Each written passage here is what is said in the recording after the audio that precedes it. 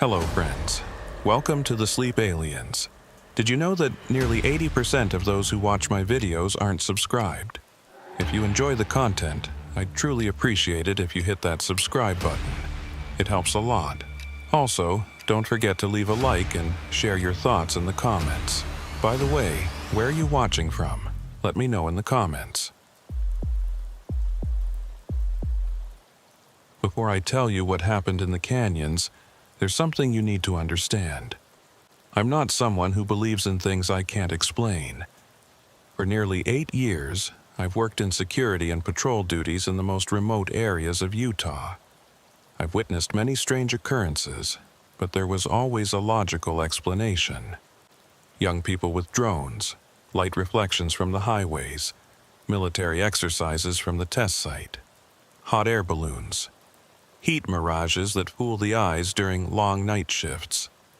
What I saw that night at the edge of the canyon, what Sienna and I witnessed, doesn't fit into any of those neat boxes. And believe me, I've spent the last 6 months trying to make sense of it. It was late October 2023. You know how the desert gets that time of year? The days are still warm enough to make you sweat through your uniform, but the nights drop fast and hard, like someone flips a switch the moment the sun dips below the rim. I was working the night rotation for Basin Patrol Services, a private outfit contracted to monitor the backcountry areas around the national parks. We're not rangers, not exactly. We're more like the security guards nobody sees, the ones who make sure the trailheads stay clear, the campsites don't get trashed, and nobody's out there doing something stupid or illegal in places where help is an hour away on a good day. My route that night covered about 47 miles of unpaved road that winds through BLM land south of Moab, cutting through terrain that looks like Mars had a bad day. Red rock formations that jut up like broken teeth. Dry washes that can turn into churning rivers in minutes if it rains 20 miles away. Juniper trees twisted into shapes that don't look natural. And silence. The kind of silence that makes you aware of every sound your truck makes, every breath you take. I'd done this route maybe 200 times. I knew every turnoff, every cattle guard, every place where the road narrowed to nothing and you had to trust your tires would hold the edge. I knew which spots got cell signal and which ones dropped you into total communication blackout. I knew the rhythm of it. Start at the main gate at sunset. Work your way south through Coyote Wash, hook east toward the canyon overlook, then loop back north through Rattlesnake Flats, finishing just before dawn. Boring work mostly. The kind that makes you think about your life choices around 2 a.m. when your coffee's gone cold and there's nothing on the radio but static and occasional bursts of someone else's conversation bleeding through from some distant frequency. That night started like any other. I checked in with dispatch at 6:47 p.m. right on schedule. Sarah, the dispatcher, sounded half asleep already, which was pretty standard for her. She gave me the rundown. No reported campers in my sector, no special alerts, just the usual patrol. She mentioned that Sienna March would be working the northern quadrant, covering the areas closer to the park boundary. Sienna and I had worked overlapping routes a few times before. She was sharp, maybe mid-30s, former Forest Service before she went private. We'd grab coffee sometimes at the turnoff station, swap stories about the weird stuff tourists do. She once found a family trying to camp with a portable generator in a designated wilderness area. Another time, someone had built an entire rock sculpture garden that took her 3 hours to dismantle and haul out. The first few hours were standard. I checked 3 dispersed camping areas, all empty. Logged a broken fence post near mile marker 19, watched the sunset paint the canyon walls in shades of orange and purple that don't exist anywhere else on Earth. By 9 p.m., I was heading toward the canyon overlook section, where the road runs along a rim about 800 feet above the canyon floor. This is important. The overlook area is remote even by backcountry standards. No facilities, no markers, just a widening in the road where you can pull off and see down into the canyon. The nearest human presence is usually 15 miles in any direction. No light pollution. No ambient noise. Just you and the landscape, and the kind of darkness that feels old. I pulled up to the overlook around 9:23 p.m. I remember the time because I logged it in my patrol notes. I always stopped there for about 10 minutes, mostly to stretch my legs and check in with dispatch if I've got signal. That night, I had one bar, flickering in and out like it couldn't decide whether to exist. I stepped out of the truck. The temperature had dropped to maybe 45 degrees, cold enough to see my breath. I grabbed my flashlight more out of habit than need. The moon was nearly full, bright enough to cast shadows, turning the canyon walls silver and black. That's when I saw it. At first, I thought it was a reflection. You know how headlights can catch something miles away and create this weird glow? But there were no roads where I was looking. The light was on the canyon wall directly across from where I stood, maybe half a mile away as the crow flies, down about 400 feet on a sheer rock face. It wasn't moving, just sitting there on the vertical stone like someone had painted a circle of orange light about 6 feet wide directly onto the rock. But here's what made my skin crawl. The light wasn't reflecting off the canyon wall. It was sitting in front of it, like there was this thin screen of light between me and the rock was visible behind it, darker where the light should have been illuminating it. That doesn't make sense, I know, but that's exactly what it looked like. The light had no source I could identify, no beam coming down from above, no glow from below, just this circle of soft orange light that looked like it was filtering the canyon wall, not shining on it. I stood there for what felt like 5 minutes, but was probably only 30 seconds, trying to make sense of it. Then I did what you're supposed to do. I got my radio out. "Dispatch, this is Unit 7. I've got eyes on an anomalous light source at the canyon overlook, requesting backup for identification." Static. I checked the radio. Power was fine. I tried again. "Dispatch, this is Unit 7. Do you copy?" More static. Then a burst of what sounded like music. Tinny and far away. Then nothing. The single bar of cell signal I'd had was gone completely now. I was alone with whatever that thing was. I grabbed the binoculars from my truck. Through the lenses, the light looked even stranger. It had texture, like you were looking at it through water, with these subtle ripples moving across its surface. But the night air was completely still, not even a breeze. The kind of dead calm that happens in the desert sometimes, where it feels like the entire world is holding its breath. I swept the binoculars left and right, checking for any explanation. Campfire. No smoke, and it was too uniform, too steady. Someone with a spotlight. The angle was wrong, and the quality of the light was all off. Reflective material catching the moonlight. The moon was behind me, and besides, reflections don't hang in front of surfaces like that. That's when I noticed something else. The usual canyon sounds were gone. I hadn't registered it until that moment, but the night was absolutely silent. No insects, no distant coyotes, no wind whispering through the junipers. Nothing. Just my breathing and the blood pounding in my ears. The light pulsed. Not dimming or brightening exactly, but shifting slightly like watching someone breathe.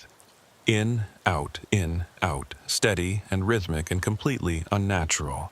I don't embarrass easily, but I felt fear then. Real fear. The kind that makes your hands shake and your mouth go dry. This wasn't right. This wasn't anything I'd ever seen or could explain.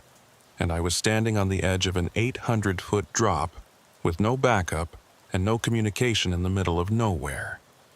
Do you know that feeling when every instinct in your body is screaming at you to leave?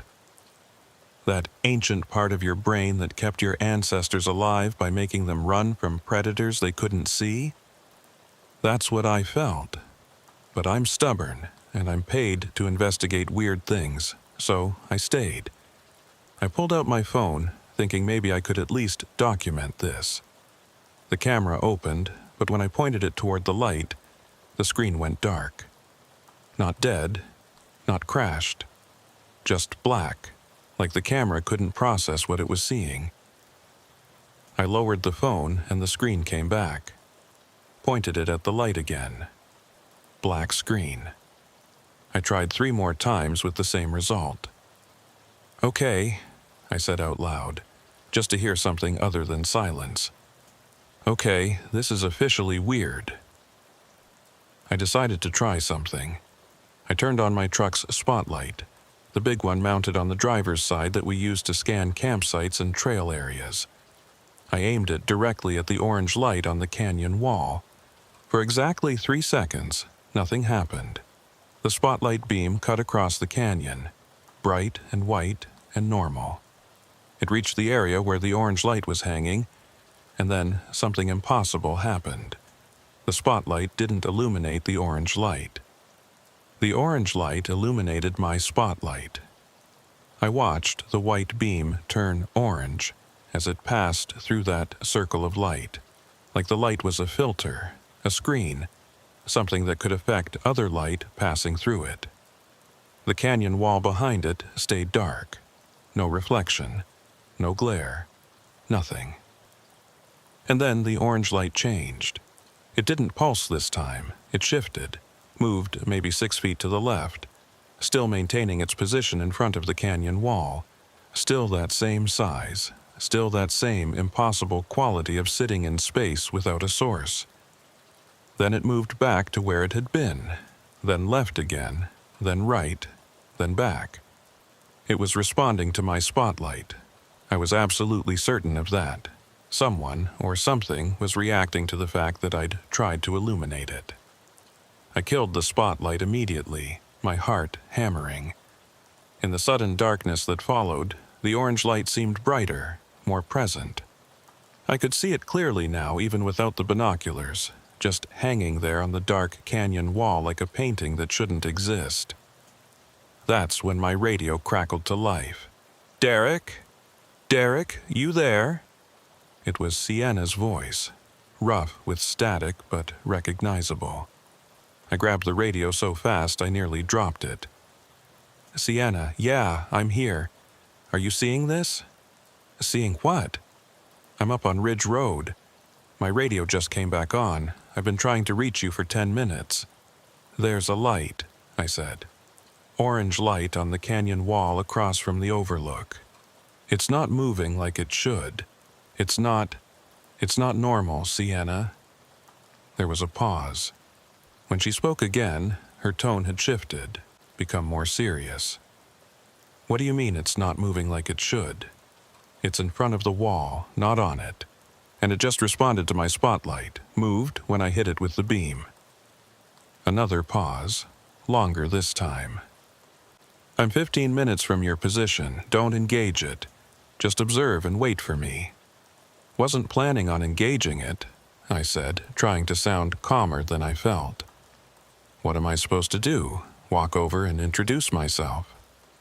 But here's the thing that made my skin crawl even more than the light itself. What if that's exactly what it wanted me to do? What if this whole display was designed to get attention, to draw someone closer?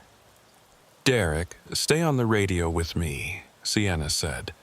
"Tell me exactly what you're seeing." So I did. I described every detail while she drove toward my position. The size of the light, the way it sat in space, the texture I'd seen through the binoculars, the way my camera wouldn't work. I told her about the silence, the way all the ambient canyon noise had disappeared. I told her about the movement, the response to my spotlight. "I'm pulling onto the access road now," she said, after what felt like an eternity. "Maybe 5 minutes out. Is the light still there?" I looked through the binoculars again. The orange glow was still present, still in the same position, still pulsing that slow, breathing rhythm. Yeah, it's still here. Okay, I'm going to try something. When I get to the turnoff where you can see the overlook, I'm going to flash my high beams 3 times. Watch the light and tell me if it reacts. Copy that.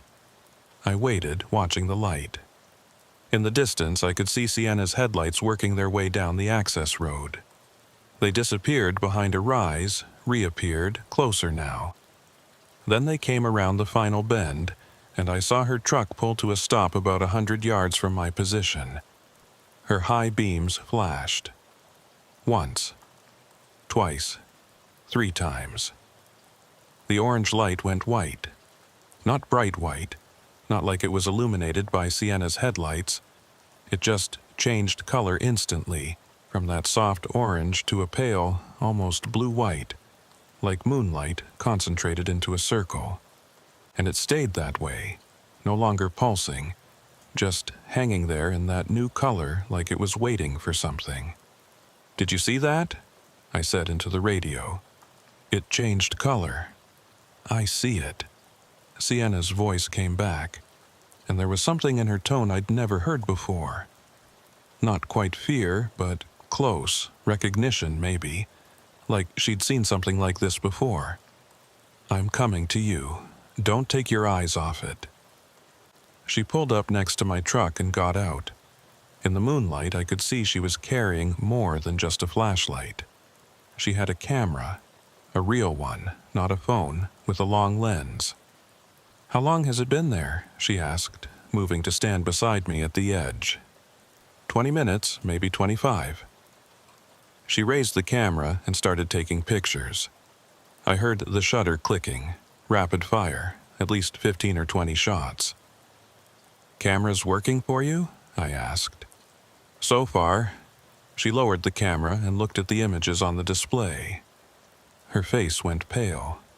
"Derek, look at this." I moved closer. On the camera's screen, I could see the canyon wall.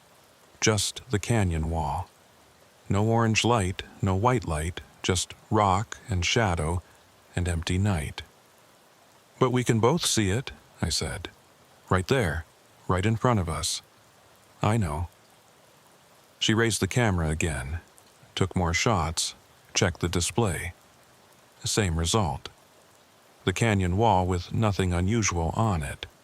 She lowered the camera and we both looked at the actual canyon. The white light was still there, clear as day, hovering in front of the rock face. "This isn't right," she said quietly. "This is really not right." "You think?" I almost laughed, but it came out wrong, more like a cough. "Any ideas?" She was quiet for a moment, still staring at the light. "I've heard stories," she said finally, "from rangers who work the canyon country for decades. They talk about lights sometimes. Not the usual stuff, not headlights or campfires, lights that don't behave right. Lights that watch." "Watch?" I repeated. "What do you mean, watch?" "I mean, they respond to people. They follow. They seem aware." She glanced at me. "I always thought it was just stories. Campfire tales. But Derek, that thing moved when you hit it with your spotlight. It changed color when I flashed my headlights. That's not random." We stood there together, watching the light. It had started pulsing again, back to that slow, breathing rhythm, but the color stayed white. The silence remained absolute. No wind, no insects, no distant sounds of the desert night. Just us and the light and the canyon holding its breath. "What do we do?" I asked. Sienna pulled out a flashlight, one of those big tactical ones that can light up a football field. "We try to communicate." "Communicate?" "Sienna, what if what? What if it's dangerous?" "Derek, it's been sitting there for almost half an hour. If it wanted to do something, it could have done it already." She raised the flashlight, pointed it at the light. "I'm going to signal it. Pattern of flashes. If it responds with the same pattern, we'll know for sure it's reacting intentionally." Before I could argue, she flicked the flashlight on and off in a deliberate sequence. 3 quick flashes, pause, 2 quick flashes, pause, 1 long flash. We waited. The white light pulsed 3 times, quick, paused, pulsed twice, quick, paused, then held steady for about 3 seconds. My blood went cold. It copied you. Yeah. Sienna's voice was steady, but I could hear the undercurrent of something else. Not fear. Excitement, maybe. Or recognition that we were dealing with something far beyond our pay grade. It's intelligent. Whatever that is, it's aware and it's responding. Okay, so what now? I asked. We've established contact with a light that shouldn't exist. What's the next step? Before she could answer, the white light began to move. Not left or right this time. Down. It descended along the canyon wall, maintaining that same distance from the rock face, that same impossible quality of hanging in space. It moved slowly, deliberately, about 2 feet per second. We watched it drop lower and lower, past formations and ledges and ancient stone, until it reached a point maybe 100 feet above the canyon floor. Then it stopped and began to move toward us. The light didn't move like anything with mass. It glided across the space between the far canyon wall and our position with perfect, unnervingly smooth motion. No acceleration, no deceleration, no variation in speed. Just constant, deliberate progress that defied every instinct I had about how objects move through space. "Sienna?" I said, and my voice sounded very small. "Maybe we should get in the trucks." Not yet. She was still holding the flashlight, and I could see her hand shaking slightly in the moonlight. "We need to document this. We need to see what it does. What if what it does is something we don't want it to do?" She didn't answer. We both just stood there, frozen, as the light crossed the canyon. It took maybe 45 seconds to traverse that half-mile distance, which meant it was moving at about 35-40 miles per hour. Not fast for a vehicle, but terrifyingly fast for a ball of light with no visible means of propulsion. When it was about 200 yards away, still over the canyon, still maintaining that same altitude of maybe 100 feet above the floor, it stopped again. Now we could see details we couldn't before. The surface of the light had texture, like watching something move underwater. But the patterns were regular, geometric, not quite repeating, but close. Like looking at a very complex wallpaper design that shifts and changes but maintains symmetry. "Are you getting this?" I asked Sienna. She raised her camera, clicked the shutter, checked the display. Still nothing. Camera sees empty air. But we could see it. Crystal clear, perfectly visible, this impossible sphere of white light hanging in the night sky above a Utah canyon like it was the most natural thing in the world. The light began to change color again. White faded to pale blue, then to that orange we'd first seen, then to a soft purple that reminded me of desert twilight. It cycled through these colors slowly, deliberately, like a message we couldn't quite read. "It's showing us something," Sienna said. "It's trying to communicate. Or it's charging up to do something terrible." She shot me a look. "Your optimism is really helpful right now, Derek." The light settled on orange again and held that color. Then it began to descend. Slowly, carefully, it lowered itself toward the canyon floor, and as it dropped, something even stranger happened. The silence broke. All at once, the natural sounds of the night returned. A coyote called from somewhere to the north. Insects chirped in the brush behind us. I heard wind moving through the junipers, a sound so normal and so welcome that I almost laughed. The pressure I hadn't realized was squeezing my chest eased slightly. "It's leaving," Sienna said. There was something like disappointment in her voice. The light reached the canyon floor and settled there.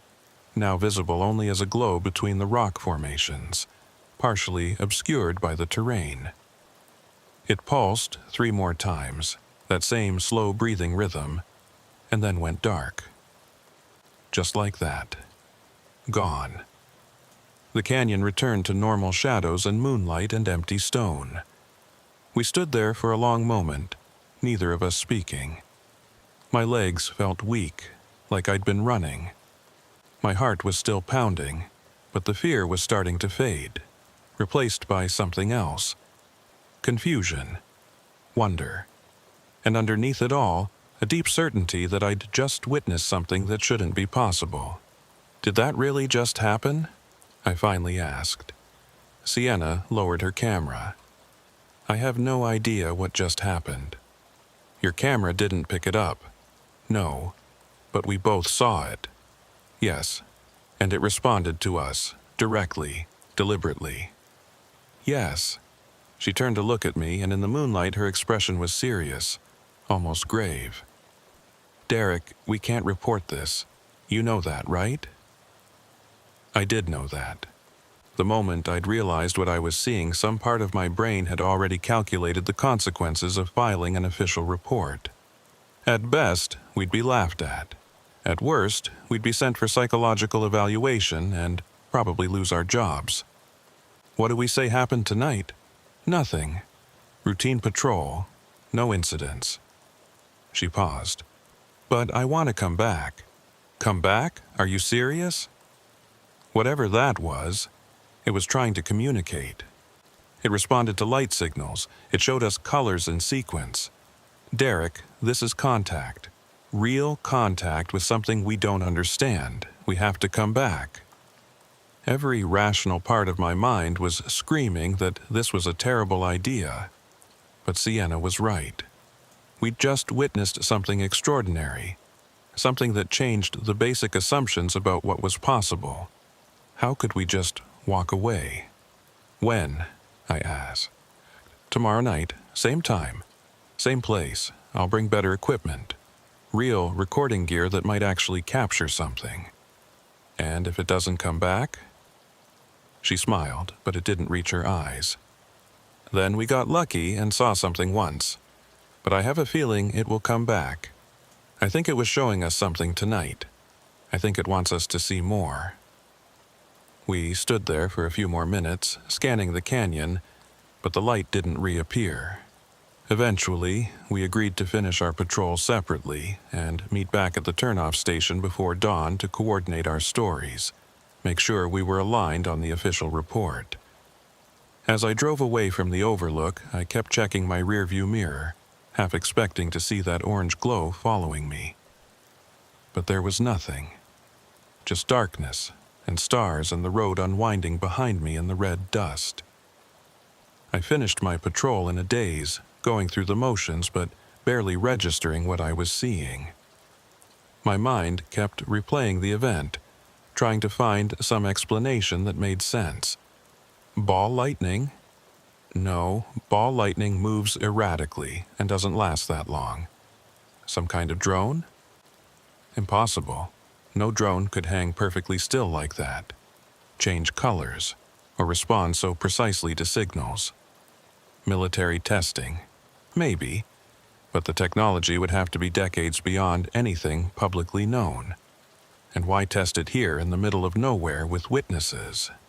By the time I met Sienna back at the turnoff station, the sky was beginning to lighten in the east. She looked as tired as I felt. "You okay?" she asked. Define okay. She laughed, and it was a relief to hear. "Yeah, same. I've been going over it in my head all night. Derek, I checked my GPS log. When that thing was over the canyon, when it was closest to us, my GPS showed my location as 3 miles from where we actually were. The coordinates were just wrong." "What do you mean, wrong?" "I mean the satellite positioning system, which is accurate to within a few feet usually, had no idea where I was. The timestamp was off too. It showed I was at that location for 9 minutes, but we were there for at least 30, maybe 40. A chill ran down my spine. Time displacement? I don't know what it was, but something about that light interferes with technology. GPS, cameras, radio communications. Maybe that's why the cameras couldn't see it. Maybe it exists in a way that our equipment just can't process. That doesn't make any sense. I know. None of this makes sense. She pulled out a notepad, old-fashioned paper and pen. I'm documenting everything the old way, every detail I can remember. Dates, times, weather conditions, our exact positions, the sequence of events. If we're going back tomorrow, I want a baseline for comparison. We spent the next hour going over every aspect of what we'd witnessed, writing down details, comparing observations. We discovered something interesting. We both remembered the exact same sequence of events, but some of the specifics were different. I remembered the light being 6 feet in diameter. She thought it was closer to 8. I remembered it changing colors 5 times. She counted 6. Small discrepancies, but they bothered me. Were our perceptions that different, or was the light somehow affecting how we processed what we were seeing? Tomorrow night, Sienna said as we prepared to leave. 7 p.m., I'll meet you at the Overlook. 7 p.m., I'll be there. I drove home as the sun came up, painting the canyon walls in shades of gold and orange that suddenly seemed less beautiful and more ominous. I couldn't shake the feeling that something fundamental had changed, that some invisible boundary had been crossed. I tried to sleep, but couldn't. Every time I closed my eyes, I saw that orange glow hanging in space, pulsing like a heartbeat. Around noon, I gave up and went to my computer. I started searching. Strange Lights Utah Canyons. Anomalous illumination desert southwest. Unexplained aerial phenomena Moab area. I found plenty of UFO sighting reports, tourist photos of lens flares and reflected light, but nothing quite like what Sienna and I had witnessed. Then I found something interesting. A forum post from 2019, written by a former BLM ranger who'd worked the area back in the late 90s. He described seeing lights that didn't cast shadows correctly and seemed to exist in front of surfaces rather than on them. He mentioned that several rangers had witnessed similar phenomena over the years but never reported them officially for fear of ridicule. One line from his post stuck with me. Whatever they are, they're curious. They watch. They respond. And they've been here a lot longer than we have. That night, I barely slept. I kept thinking about what Sienna had said. Contact. Real contact with something we don't understand. What did that mean? Who or what were we making contact with? And why at that specific location? The next day crawled by. I tried to act normal, but everything felt off.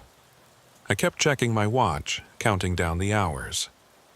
Finally, as sunset approached, I headed out to the Overlook. Sienna was already there when I arrived, her truck parked in the same spot as the night before. She was setting up equipment on a folding table, a video camera on a tripod, some kind of sophisticated audio recording gear, and what looked like an EMF meter. "Going full ghost hunter?" I asked as I walked over. She smiled. "If this thing interferes with regular electronics, maybe it shows up on specialty equipment. EMF meters detect electromagnetic fields. If that light is some kind of plasma or energy phenomenon, it should register. And if it doesn't, then we'll know it's not electromagnetic. Process of elimination." We set up a perimeter of equipment, positioning 3 cameras at different angles, all aimed at the spot where the light had appeared the previous night. Sienna had brought thermal imaging too, and a device she called a spectrum analyzer that could detect radio frequencies.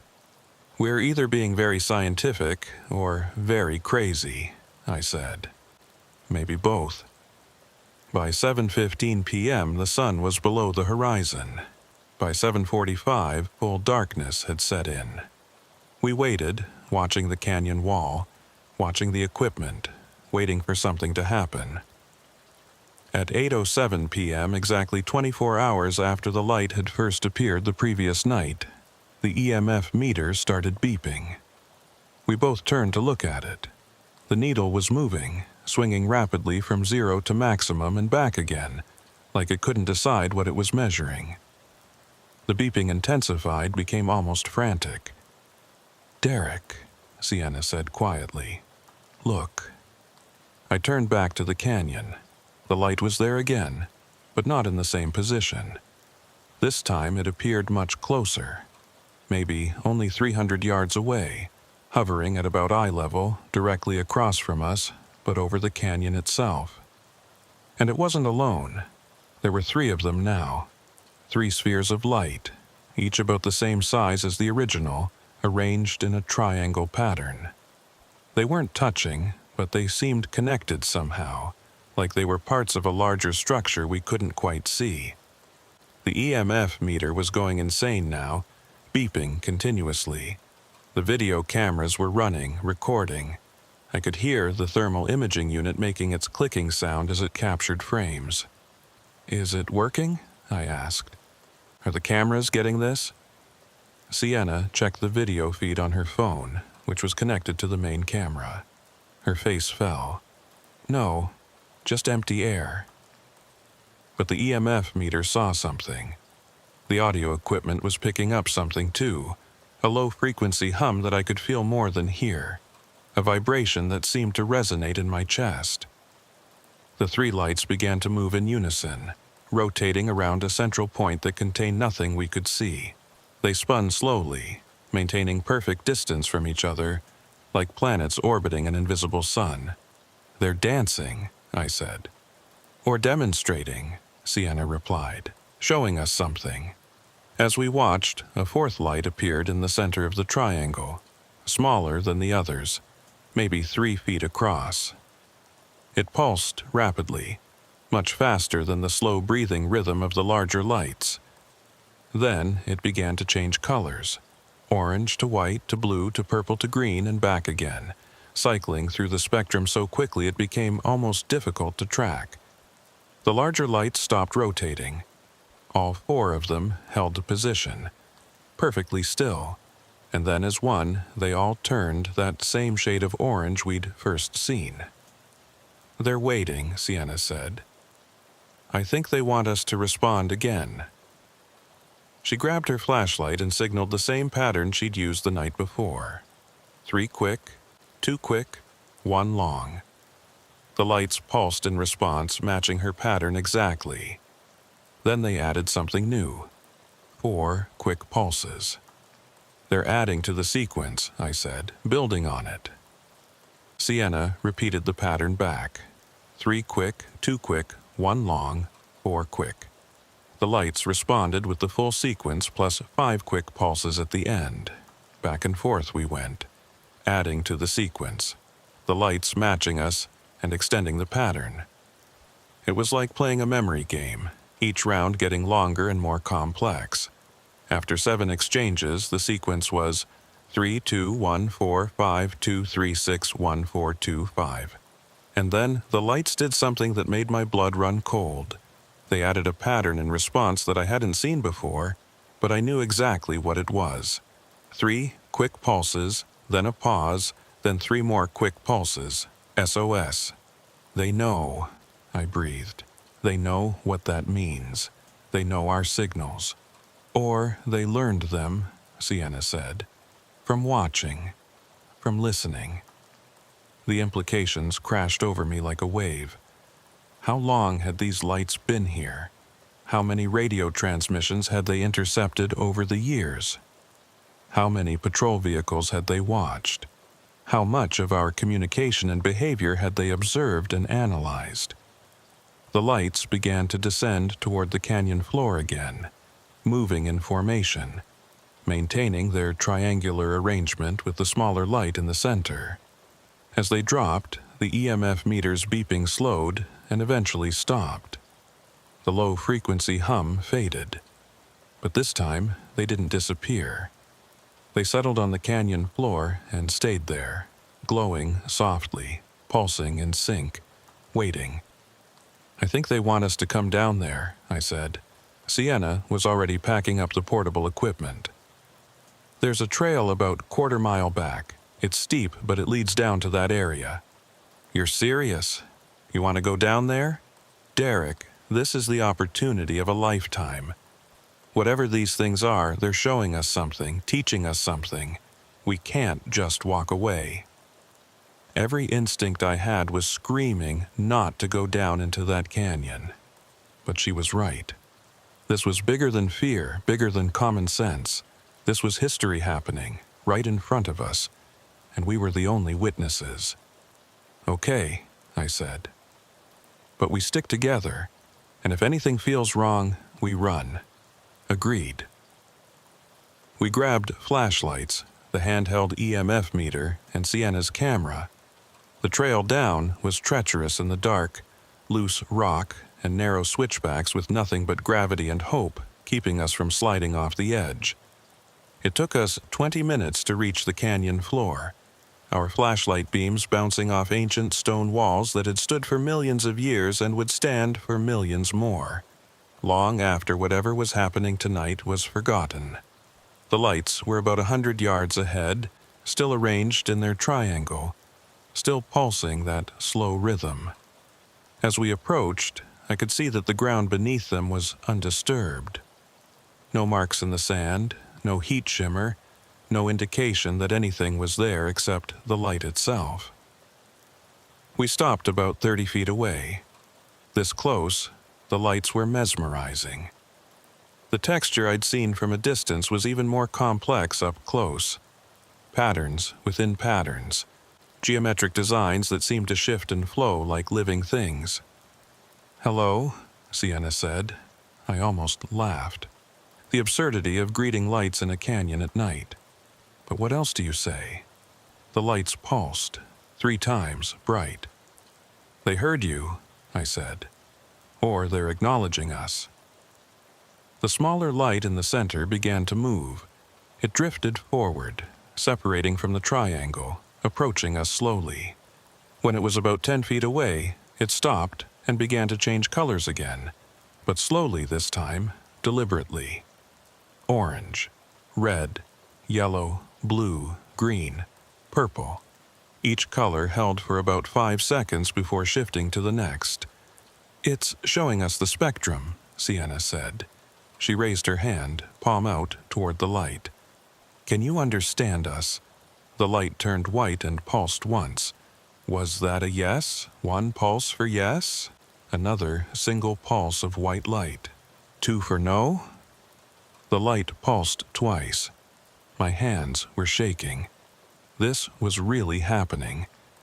We were communicating with something unknown, something that shouldn't exist according to every scientific principle I understood. "What are you?" Sienna asked. The light didn't respond. Instead, it began to draw patterns in the air. It moved in precise lines, creating geometric shapes: triangle, square, pentagon, hexagon. Then more complex forms: spirals, fractals. Designs that looked almost like mathematical equations made visible. "It's teaching us," I said, "or trying to." The light completed its display and returned to the center position. The 3 larger lights began to pulse in sequence, creating a ripple effect around the triangle. The pattern was hypnotic, almost musical in its rhythm, and then something happened that I still can't fully explain. The air around us seemed to thicken, like we'd suddenly gone underwater. Sound became muffled. My vision began to blur around the edges. I felt a pressure in my head, not painful but present, like something was trying to push its way into my thoughts. "Derek," Sienna's voice sounded distant. "I think we should—" The world went white. I can't tell you how long we were in that state. Time became meaningless, elastic. It might have been seconds, it might have been hours. All I knew was light and pressure and a sensation of movement without moving, like standing still while the universe rushed past. When my vision cleared, we were still in the canyon, still standing in the same positions.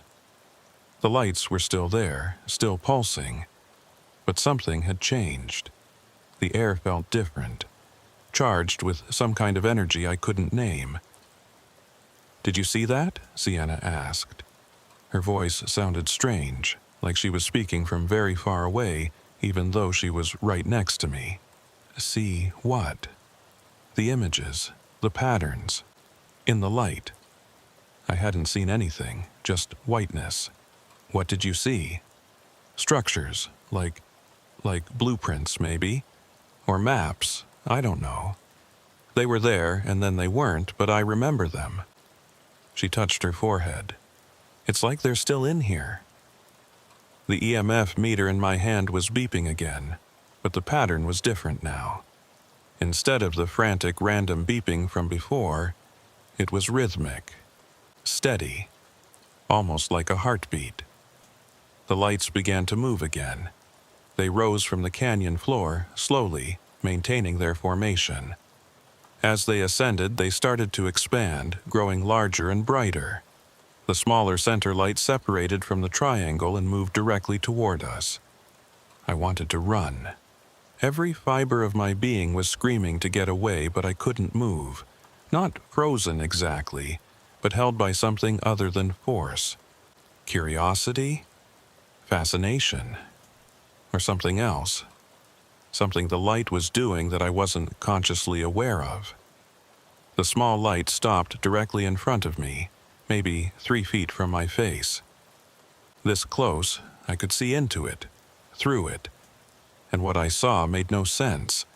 There were layers of light, dimensions I couldn't count, perspectives that shouldn't be possible from a 3-dimensional object. It was like looking into a mirror that reflected infinite versions of the same thing, each one slightly different, each one real. And then I heard something that wasn't sound. Information, maybe, or concepts flowing directly into my mind without passing through my ears. Not words exactly, but meanings, understanding that bypassed language entirely. The light was showing me something. About itself, about where it came from, about what it was doing here. I can't explain the details because they weren't delivered in a form that translates to language. But I understood in that moment that these lights were part of something vast, something that had been observing this planet for longer than human civilization had existed.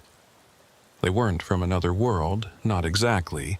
They were from somewhere else, somewhere adjacent to our reality. And they could move between that place and this one through specific locations, specific conditions. The canyon was one such place. There were others scattered across the desert, places where the barrier between here and there was thin enough to cross. They'd been watching us. Not just me and Sienna, but humanity. They'd been present at key moments in our history, observing, recording, occasionally interacting when conditions were right.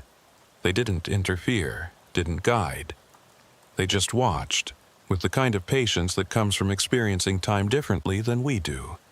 And they were curious about us. Specifically about how we'd react to them. Most people couldn't see them. The lights existed at a frequency, a wavelength, that most human perception couldn't process.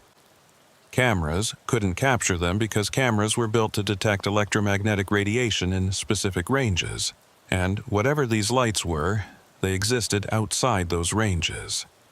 But some people could see them. People whose perception was slightly different, whose neurological patterns were tuned in a way that allowed them to detect what others missed. Sienna and I were 2 such people. We'd been selected isn't quite the right word.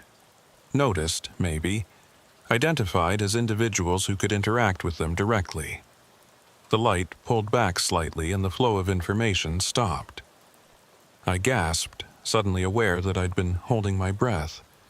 Next to me, Sienna had tears running down her face. "Did you?" she started to say, but I cut her off. "Yes, I saw it. I understood it." I turned to look at her. They've been here forever, Sienna. They've been watching us forever. I know. Her voice was barely a whisper. And they're not alone. There are others, different kinds. Different, I don't even know what to call them. Entities? Phenomena? The small light returned to the triangle formation. All 4 lights began to pulse in unison, faster now, and the colors shifted through the spectrum so rapidly they became white again, pure and bright. And then they began to change shape. The spherical forms distorted, stretched, became elongated. The triangle arrangement split apart, reformed into a line, then a square, then something more complex, a 3-dimensional geometric pattern that hurt to look at because it had angles that shouldn't exist in normal space. They're showing us their true form, Sienna said, or as close to it as we can perceive. The pattern collapsed back into the familiar spheres. Then, one by one, the lights began to fade. Not moving away, not descending, just gradually becoming less present, like watching something phase out of existence. The larger lights went first, dimming to orange, then red, then gone. The smaller light remained for a moment longer, pulsing 3 times in what I somehow knew was a farewell, and then it too disappeared. We stood in the sudden darkness of the canyon, our flashlights the only illumination, and the silence came crashing back. Normal silence this time, the kind filled with distant coyotes and insects and wind. The world resumed its ordinary operations, as if nothing extraordinary had just occurred. "What do we do now?" I asked. Sienna was quiet for a long time before answering. "We document everything. We come back. We learn more. Derek, they want us to understand. They chose us to be witnesses. Maybe to be, I don't know, ambassadors? Interpreters? We can't just walk away from this." We hiked back up to the rim in silence, both of us processing what we'd experienced. When we reached our trucks, the equipment we'd left behind was still there, still running. Sienna checked the recordings. "Nothing," she said, showing me the video feed. Hours of footage of an empty canyon. The EMF meter readings? She pulled up the data log on her laptop. "See this? At 8:07, the meter shows a spike. Massive electromagnetic disturbance off the scale. Then it flatlines. Then at 8:42, another spike, different pattern. And here at 9:15, when we were down in the canyon with them, the readings are, Derek, this doesn't make sense. The meter is showing negative values. Electromagnetic fields can't go negative. Maybe they can if they're from somewhere else. Or maybe our equipment just isn't built to measure what these things are." We packed up the gear in silence. It was after midnight by the time everything was loaded. We stood by our trucks, neither of us quite ready to leave. "Tomorrow?" Sienna asked. "Tomorrow," I agreed. But the lights didn't appear the next night, or the night after that. For 2 weeks we returned to the overlook every evening, set up equipment, waited. Nothing. The canyon remained dark and empty and stubbornly normal. I started to wonder if I'd imagined the whole thing, if Sienna and I had shared some kind of mass hallucination brought on by isolation and too many night shifts. But the EMF readings were real. The audio recordings of that low-frequency hum were real. And the things I'd understood when that small light had been close to me, those insights and concepts that defied language, those were burned into my memory with perfect clarity. On the 15th night, just as we were packing up to leave, my radio crackled to life. Not with dispatch or another patrol unit, but with something else, a signal, rhythmic and patterned. 3 pulses, pause, 2 pulses, pause, 1 longer pulse, our sequence from that first night. I grabbed the radio. "Sienna, you hearing this?" "Yeah?" Her voice was tight with excitement. "It's coming from the south, down in Rattlesnake Flats. We drove there as fast as the unpaved roads would allow, bouncing over ruts and rocks, taking turns that could have flipped our trucks if we'd miscalculated. It took 20 minutes to reach the area where the signal seemed strongest. Rattlesnake Flats is different from the Overlook. No dramatic vistas, no sheer cliffs, just a broad, flat expanse of desert floor surrounded by low rock formations, like a natural amphitheater. In the center of the flat, clearly visible in the moonlight, were the lights, but not just 4 this time. Dozens of them. Maybe more. They filled the flat like stars fallen to earth, each one pulsing in sync with the others, creating a field of light that turned the night into artificial day. We pulled to a stop at the edge of the flat and got out. Neither of us spoke. What was there to say? This was beyond anything we'd seen before, beyond anything we'd been prepared for. The lights began to move. They rose from the ground in unison, arranged themselves into patterns. Spirals, grids, waves. They were performing for us, demonstrating, showing us capabilities that shouldn't be possible. Some lights moved independently while others moved in groups, but there was no collision, no confusion. Every movement was precise, coordinated, purposeful, and then they coalesced.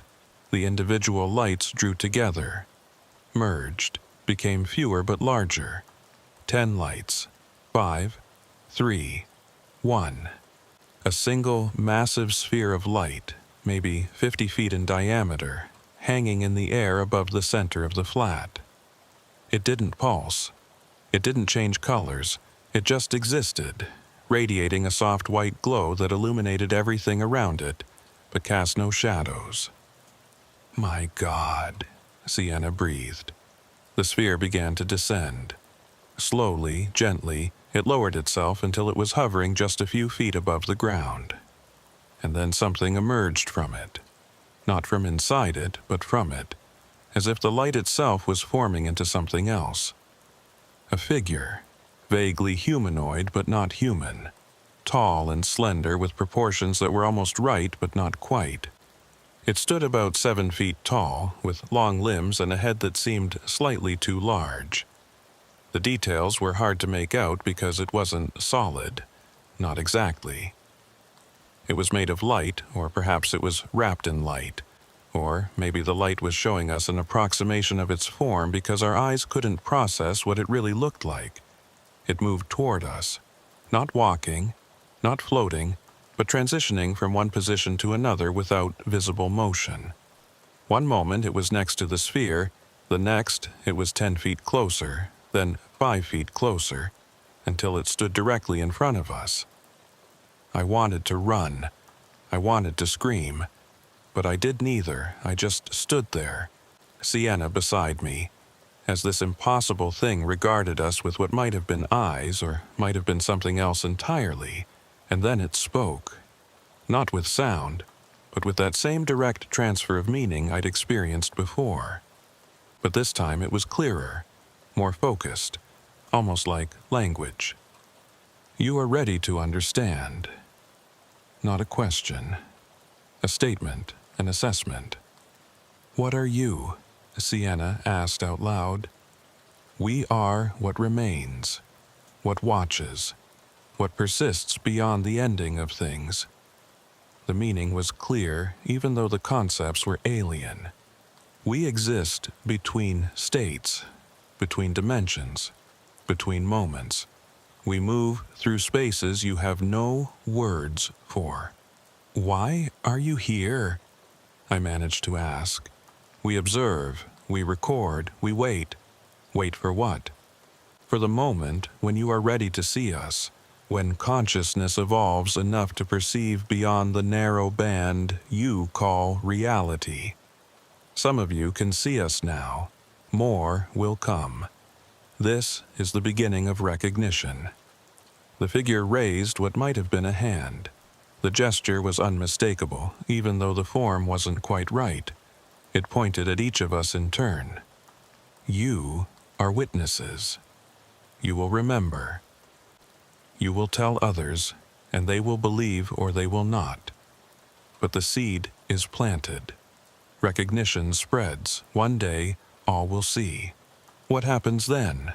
Sienna asked. Then the barrier falls. Then we can meet properly. Then the exchange begins. Exchange of what? Information, perspective, understanding. The figure seemed to consider for a moment. You ask us what we are. We ask you the same question. What are you truly? Your physical form? Your consciousness? The patterns you create in space and time? You are as mysterious to us as we are to you. But you've been watching us for thousands of years, I said. How can we still be mysterious? Because observation is not understanding. We can see what you do. We cannot comprehend why. You are driven by things we do not experience, emotion, mortality, the urgency of limited time. These concepts are alien to us. The figure turned, gesturing to the sphere of light behind it. This form, this place, this interaction. We learn to create it by watching you, how you communicate, how you perceive, what shapes and colors carry meaning. We adapted. We are still adapting. What do you want from us? Sienna asked. Nothing, everything. We want you to know we exist. We want to be seen. For eons we watched from outside your perception. But consciousness is expanding. The veil is thinning. Soon, all of humanity will be able to perceive us. We want to begin the dialogue before fear overwhelms curiosity. The figure moved closer to me. I could feel something radiating from it, not heat, but presence, like standing near a powerful magnet or electrical current. You feel fear now, but also wonder. This is good. This is what we hoped to find. Fear tempered by curiosity. Caution balanced with openness. Others have seen you, I said. Other people in other places. Why us? Why here? This place is special. The barrier is thin here. The stone remembers ancient energies. It facilitates our crossing. And you, the figure gestured to both of us. You are sensitive. Your minds process information in patterns that align with our methods of communication. You can be bridges. Bridges between what? Between your world and the spaces beyond it. Between your species and the others that exist in dimensions you cannot yet access. You will help others understand. You will be the first, but not the last. The figure began to fade, becoming more transparent, the light less defined. We will return. Not tomorrow, perhaps not soon. But we will return, and when we do, more of you will be ready to see us. The awakening has begun. Wait, Sienna called out. How do we prepare? What should we do? Continue to watch. Continue to document. Continue to question. Tell your story. Plant the seed of recognition in other minds. When enough seeds have sprouted, when enough consciousness has expanded, we will return in numbers that cannot be ignored. The figure dissolved completely, flowing back into the sphere of light. The sphere rose into the air, climbing slowly at first, then faster. As it ascended, it began to separate again, splitting into multiple lights, then dozens, then hundreds. They spread across the sky like a cloud of luminous insects, each one following its own path. And within seconds they were gone, scattered so thoroughly that I couldn't track where any individual light had gone. The desert returned to darkness. Normal darkness, punctuated only by stars and a crescent moon.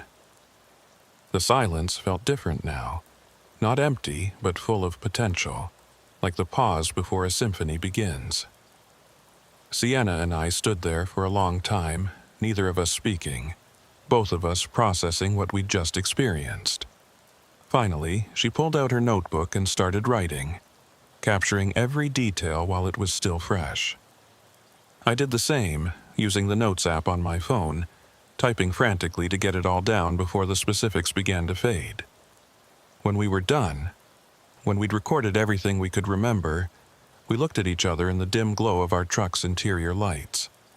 "No one's going to believe this," I said. "I know. We have no proof, no recordings, no physical evidence. Just our testimony." "I know," she smiled. "But it happened. We both know it happened, and that figure said others will start seeing them too. We won't be alone in this for long." "What if we are? What if we're the only ones who ever see them?" "Then we'll be the crazy people who tell stories about lights in the canyon. But Derek, I'd rather be crazy and know the truth than sane and blind to what's really out there." We drove back to the station as dawn was breaking, painting the canyon walls in shades of pink and gold. We filed our standard reports. Routine patrol, no incidents. We didn't mention the lights, the figure, the exchange. Those things lived in our private documentation, our personal records, waiting for a time when they could be shared without consequence. That was 6 months ago.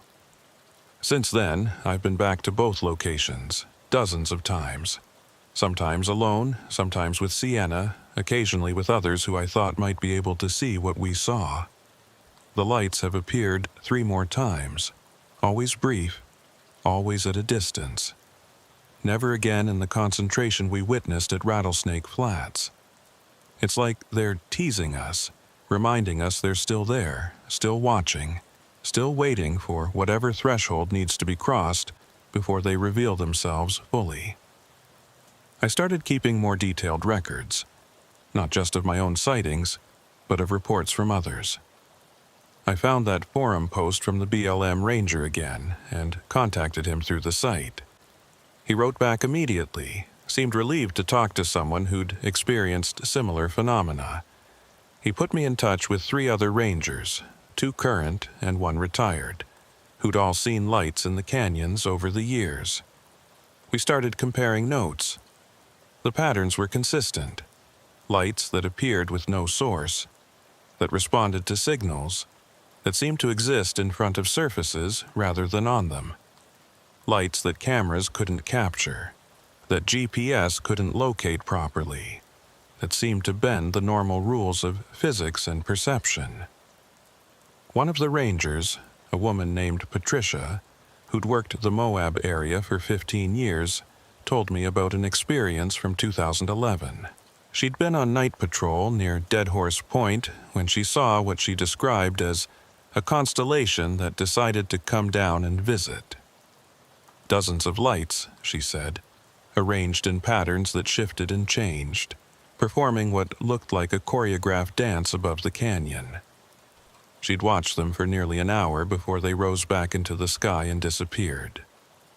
She'd filed a report about unusual aerial activity, but it had been dismissed as likely being drones or military aircraft. "The thing is," she told me over coffee at a diner in Moab, "after that night, I started seeing them more often. Not always that dramatic, but lights in places they shouldn't be. I think once you see them once, really see them, they know. And they let you keep seeing them." "Like they're testing us," I said. "Or recruiting us. Making us witnesses so we can spread the word." She leaned forward, lowering her voice even though the diner was nearly empty. "Derek, I think something's building. I've talked to more people in the last year who've had sightings than in the previous 10 combined. It's accelerating. Whatever they are, whatever they're doing, it's ramping up." I shared this with Sienna, and she'd noticed the same thing. Through various forums and local contacts, she'd found at least 20 people in the Four Corners region who'd reported similar experiences in the past 18 months. Lights that behaved strangely, periods of missing time, feelings of being watched or observed. Strange effects on electronic equipment. "The figure told us this would happen," she said. "That recognition would spread, that more people would become sensitive to their presence. Maybe we're seeing the beginning of that." but recognition comes with challenges. The more we talked about our experiences, even in vague terms, the more we encountered skepticism and ridicule. My supervisors at Basin Patrol started giving me concerned looks. A few colleagues made jokes about Derek's UFO friends. One older patrol officer pulled me aside and suggested I might want to take some time off, maybe talk to someone about the stress of the job. I learned to be more careful, to choose my audience, to frame things in ways that sounded less crazy. Unusual aerial phenomena, possibly military testing, strange atmospheric effects. I never mentioned the figure of light, the direct communication, the sense that we were being observed and evaluated by something from outside our normal reality. Sienna was braver than me. She started a blog, anonymous but detailed, documenting every sighting, every pattern, every piece of evidence we could gather. She posted the EMF readings, the audio recordings of those low-frequency hums, sketches of the geometric patterns the lights had formed. Within weeks, she had followers. Within months, she was getting messages from people all over the Southwest reporting similar experiences. Some were obviously hoaxes or misidentifications, but some were compelling, consistent. Details that matched what we'd seen, described by people who couldn't have known what we'd witnessed because we hadn't shared those specific details publicly yet.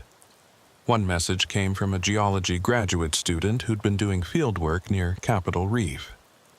She described seeing lights arranged in what she called a three-dimensional grid pattern that seemed to scan the rock formations. She'd felt compelled to approach them, and when she did, she experienced what she called downloaded information, concepts and ideas that appeared in her mind without being spoken or written. I understood things about the geological history of the area that I'd never studied, she wrote. Things I later verified through research. It's like they showed me the memory of the rock itself, millions of years compressed into a few seconds of understanding. I know how insane this sounds, but it happened. Another message came from a truck driver who regularly hauled loads through the canyon country at night. He'd seen the lights so often that he'd stopped being surprised by them. They follow me sometimes, he wrote. Not threatening, just curious. Like they're keeping pace with my truck to study it. They've never interfered with my driving or tried to make contact. They just watch. The accounts kept coming. A hunting guide near Blanding, a maintenance worker at one of the telescope facilities, an astronomer who'd been imaging the night sky and kept finding anomalies in his data, points of light that appeared and disappeared, that moved in ways that ruled out satellites or aircraft. Each account added another piece to a puzzle we were only beginning to understand. The lights weren't isolated phenomena. They were part of something larger, something that had been present in this region for a very long time but was only now beginning to reveal itself more openly. 3 months after our encounter at Rattlesnake Flats, Sienna got a message that changed everything. It came from an elderly Navajo man named Thomas Begay, who lived on the reservation south of Bluff. He'd read her blog and wanted to talk. We drove out to meet him on a warm spring afternoon. His home was a modest place on a dirt road that wound through red rock country, with a view of the Valley of the Gods in the distance. He invited us in for coffee and immediately asked to see our documentation. We showed him everything. Our notes, the EMF readings, Sienna's sketches, the video footage that showed nothing but captured the audio anomalies. He studied it all carefully, nodding occasionally, asking specific questions about the colors we'd seen, the patterns the lights had formed, the nature of the communication we'd experienced. Finally, he sat back in his chair and looked at us with an expression that was hard to read. "You're not the first," he said. My grandfather told stories about the lights. His grandfather told stories. This goes back further than we have records for. The lights are part of this land. They always have been. Do you know what they are? I asked. I know what my people call them, the Watchers. The ones who existed before, who exist between, who will exist after. They're not spirits, not exactly. Not gods. Something else. Something that moves through this world but isn't entirely of it.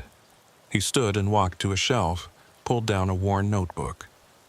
My grandfather kept records. He was a healer, and sometimes people would come to him after encounters with the lights. He documented what they told him. Most of it is in Navajo, but some is in English. You should read it. The notebook contained decades of accounts, dating back to the 1940s. Story after story of lights in the canyons, lights that communicated, lights that seemed to study human behavior. Some accounts described missing time. Others described information being transferred directly into minds. A few described seeing figures made of light, similar to what Sienna and I had witnessed. "Why are they here?" Sienna asked. "Why this place specifically?" Thomas Begay smiled. "This land is sacred, not just to my people, but to the land itself. The rock here holds memory, power. It's been shaped by forces over millions of years. Water, wind, time, and other things we don't have words for. The barriers between worlds are thin here. The lights can cross more easily. What do they want? I don't think they want anything in the way you mean. They observe. They record. They're witnesses to existence itself. My grandfather believed they were part of how the universe knows itself, how consciousness spreads and grows. They're here because consciousness is here. Where life and awareness exist, they come to observe. But they're becoming more active, I said, more visible. Why now? Because we're ready, or getting ready. Human consciousness is expanding, changing. We're beginning to understand that reality is larger and stranger than we thought. We're developing tools that can detect things we couldn't before. We're asking better questions. The lights respond to that. They reveal themselves more openly to those who can perceive them properly. We spent hours talking with Thomas, going through his grandfather's notes, comparing them to our own experiences. The consistency was remarkable. Across decades, across different witnesses, the core phenomena remained the same. Lights that behaved impossibly, communication without language, transfer of information, geometric patterns, feelings of being observed and evaluated. As we were leaving, Thomas gave us copies of some of his grandfather's writings. "Share these with others who have seen the lights," he said. "Help them understand they're part of a longer story. This isn't new. This is ancient. We're just finally paying attention." Driving back, Sienna was quiet for a long time. Finally, she said, "Derek, I think we need to go public. Really public, not just blog posts. We need to tell this story properly, get it in front of people who can investigate, who have resources we don't have. And lose our jobs? Get labeled as crazy? Maybe, probably, but that figure told us we're witnesses, that we're supposed to help others recognize what's happening. We can't do that if we keep hiding what we know." I knew she was right, but I also knew what it would cost. In the end, we compromised. We put together a comprehensive report. All of our documentation, all of the accounts we'd collected, the historical records from Thomas's grandfather, the technical data we'd gathered. We submitted it to several organizations that investigate anomalous phenomena, some scientific, some not, along with detailed testimony from both of us. Most ignored it. A few responded with form letters thanking us for our interest but explaining they couldn't pursue every reported sighting. One organization, a research group affiliated with the university in Nevada, actually sent someone to interview us. Sarah Wright was a physicist who specialized in what she called boundary phenomena, events that occurred at the edges of our current scientific understanding. She listened to our story, examined our evidence, asked detailed questions about everything from the EMF readings to the subjective experiences of communication. "I can't prove what you experienced," she said finally, "but I also can't dismiss it. The data anomalies are real, the consistency across multiple witnesses is compelling, and the historical accounts add a dimension that suggests this is more than just misidentification or hallucination." She promised to include our case in her ongoing research and connected us with other investigators who were examining similar phenomena in different regions. Apparently, we weren't unique. Similar lights, similar behaviors, similar patterns of communication had been reported in remote areas across the Southwest, in the Australian outback, in parts of Scandinavia and Scotland, in the high Andes. "It's like there are certain places on Earth where the membrane between our reality and something else is permeable," Dr. Wright explained. "Areas of geological or electromagnetic significance where unusual phenomena cluster. The lights you've described fit a pattern we're seeing globally." That conversation opened new doors. Through Dr. Wright, we connected with a network of researchers, witnesses, and investigators who were all pursuing the same questions we were. What were these lights? Where did they come from? What was their purpose? And why were sightings increasing? 6 months after our first encounter, almost to the day, I was back at the canyon overlook. Alone this time. Sienna was visiting family in Colorado, and I'd volunteered to take an extra shift. It was a clear night, cold for early spring, with the kind of visibility you only get in the desert when the air is perfectly still. I wasn't expecting anything. The lights appeared when they wanted to, not on our schedule. I was just sitting on the hood of my truck, drinking coffee, watching the stars, thinking about how much my life had changed since that first night. That's when I saw the orange glow appear on the canyon wall. The same position as before, the same size, the same impossible quality of existing in front of the rock rather than on it. I got off the truck and walked to the edge, watching. The light pulsed 3 times, slowly, then changed to white. It began to move, gliding across the canyon wall, descending toward the floor. I grabbed my flashlight and signaled. 3 quick, pause, 2 quick, pause, 1 long. The light responded immediately, matching my pattern. Then it added 4 quick pulses at the end. Our old sequence, remembered, repeated. I climbed down the trail to the canyon floor, moving carefully in the dark, keeping the light in sight the whole time. By the time I reached the bottom, the light was waiting for me, hovering about 6 feet off the ground, pulsing that slow, breathing rhythm. I walked up to it, stopped about 10 feet away.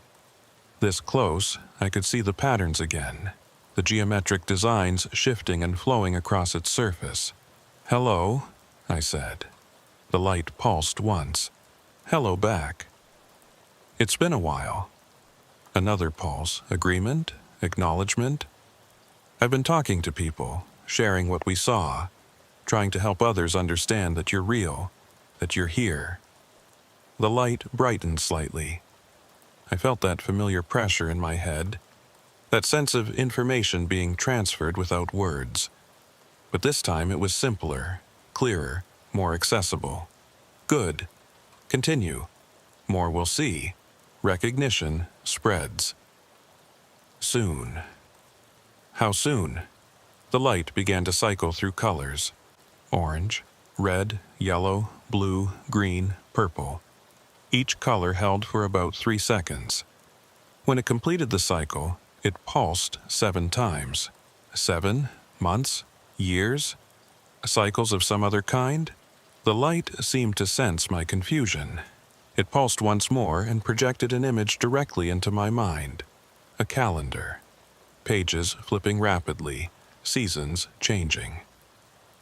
I saw summer turn to fall, fall to winter, winter to spring. 7 complete cycles. 7 years. In 7 years, everyone will be able to see you? The light didn't pulse yes or no. Instead, it showed me another image.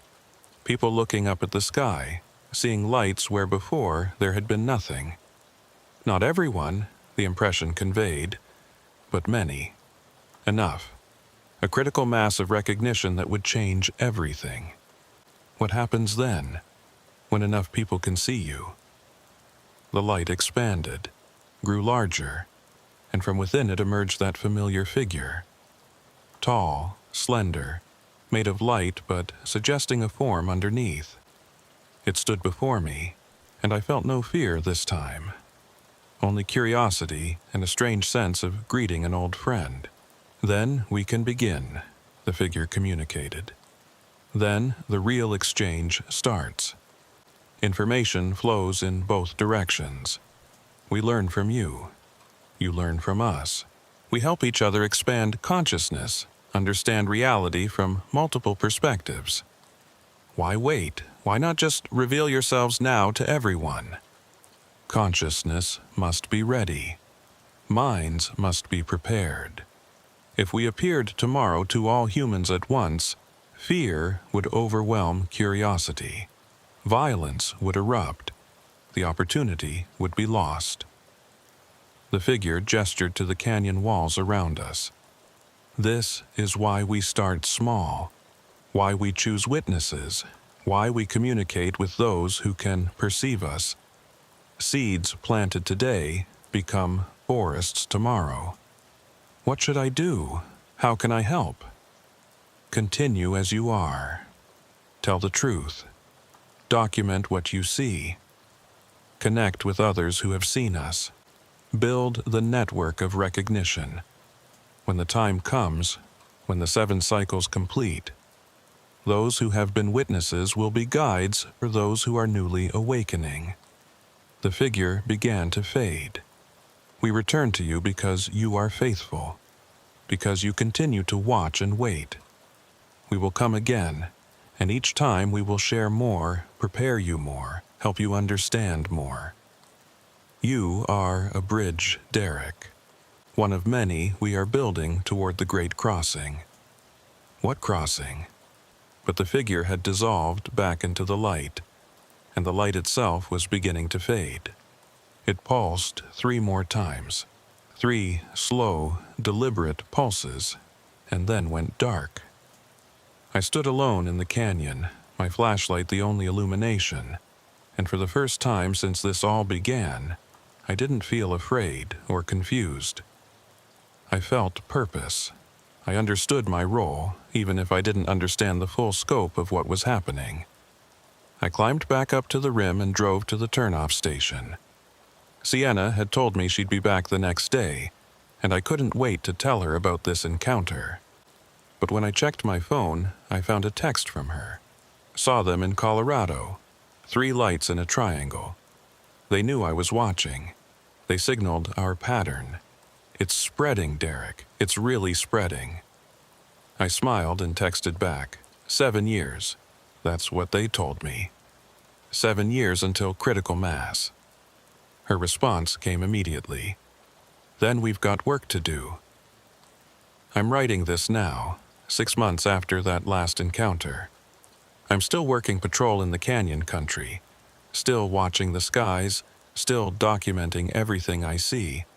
Sienna and I have connected with 47 other witnesses now, scattered across 5 states. We've collected hundreds of accounts, thousands of hours of testimony, gigabytes of data that all point to the same conclusion. Something is happening. Something unprecedented. The lights are becoming more common, more visible, more active. And not just in the desert Southwest. Reports are coming from all over the world now. Some people are starting to pay attention. Most still dismiss it as mass delusion or misidentification. But the momentum is building. In 7 years, if the light figure was accurate, everything changes. In 7 years, enough of humanity will have expanded its perception to see what's been there all along. And when that happens, when we can finally perceive our observers properly, the real conversation begins. I don't know what that conversation will entail. I don't know what we'll learn or what we'll have to teach. But I know one thing with absolute certainty. We are not alone. We have never been alone. And very soon, we won't be able to pretend otherwise. The canyon still stands, ancient and patient, holding its secrets and its memories. The lights still appear, pulsing their slow rhythms, communicating in ways we're only beginning to understand. And I'm still here, watching, waiting, bearing witness to something that will reshape how humanity understands its place in the cosmos. 7 years. That's all that's left of the old world. The world where we thought we were the only conscious observers in our corner of reality. 7 years until recognition spreads wide enough that denial becomes impossible. 7 years until the watchers can finally be acknowledged by those they've been watching for so long. I'll be here when it happens. Sienna will be here. Thousands of others who've seen the lights, who've made contact, who've become bridges between worlds. We'll all be here, ready to help humanity take its next step. The light that didn't belong on the canyon wall belonged there all along. We just weren't ready to see it. But we're getting ready now. Day by day, witness by witness, we're expanding our perception, preparing for the crossing. And when it comes, when that boundary finally dissolves and we can see them as they truly are, and they can see us as we truly are, everything will change. Everything. The desert nights are never truly dark anymore, not if you know how to look. The lights are always there, watching, waiting, pulsing their patient rhythms in places where the veil is thin.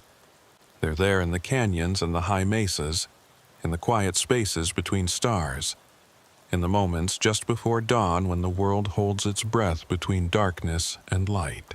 They're there. They've always been there. And soon, everyone will see. You need to understand something about road maintenance in the canyon country. Nothing ever makes complete sense out here. The landscape shifts, not dramatically, not in ways you can see happening, but over time. A trail that was passable last season gets swallowed by a rock slide. A road you've driven 100 times suddenly has a washout that seems to have appeared overnight.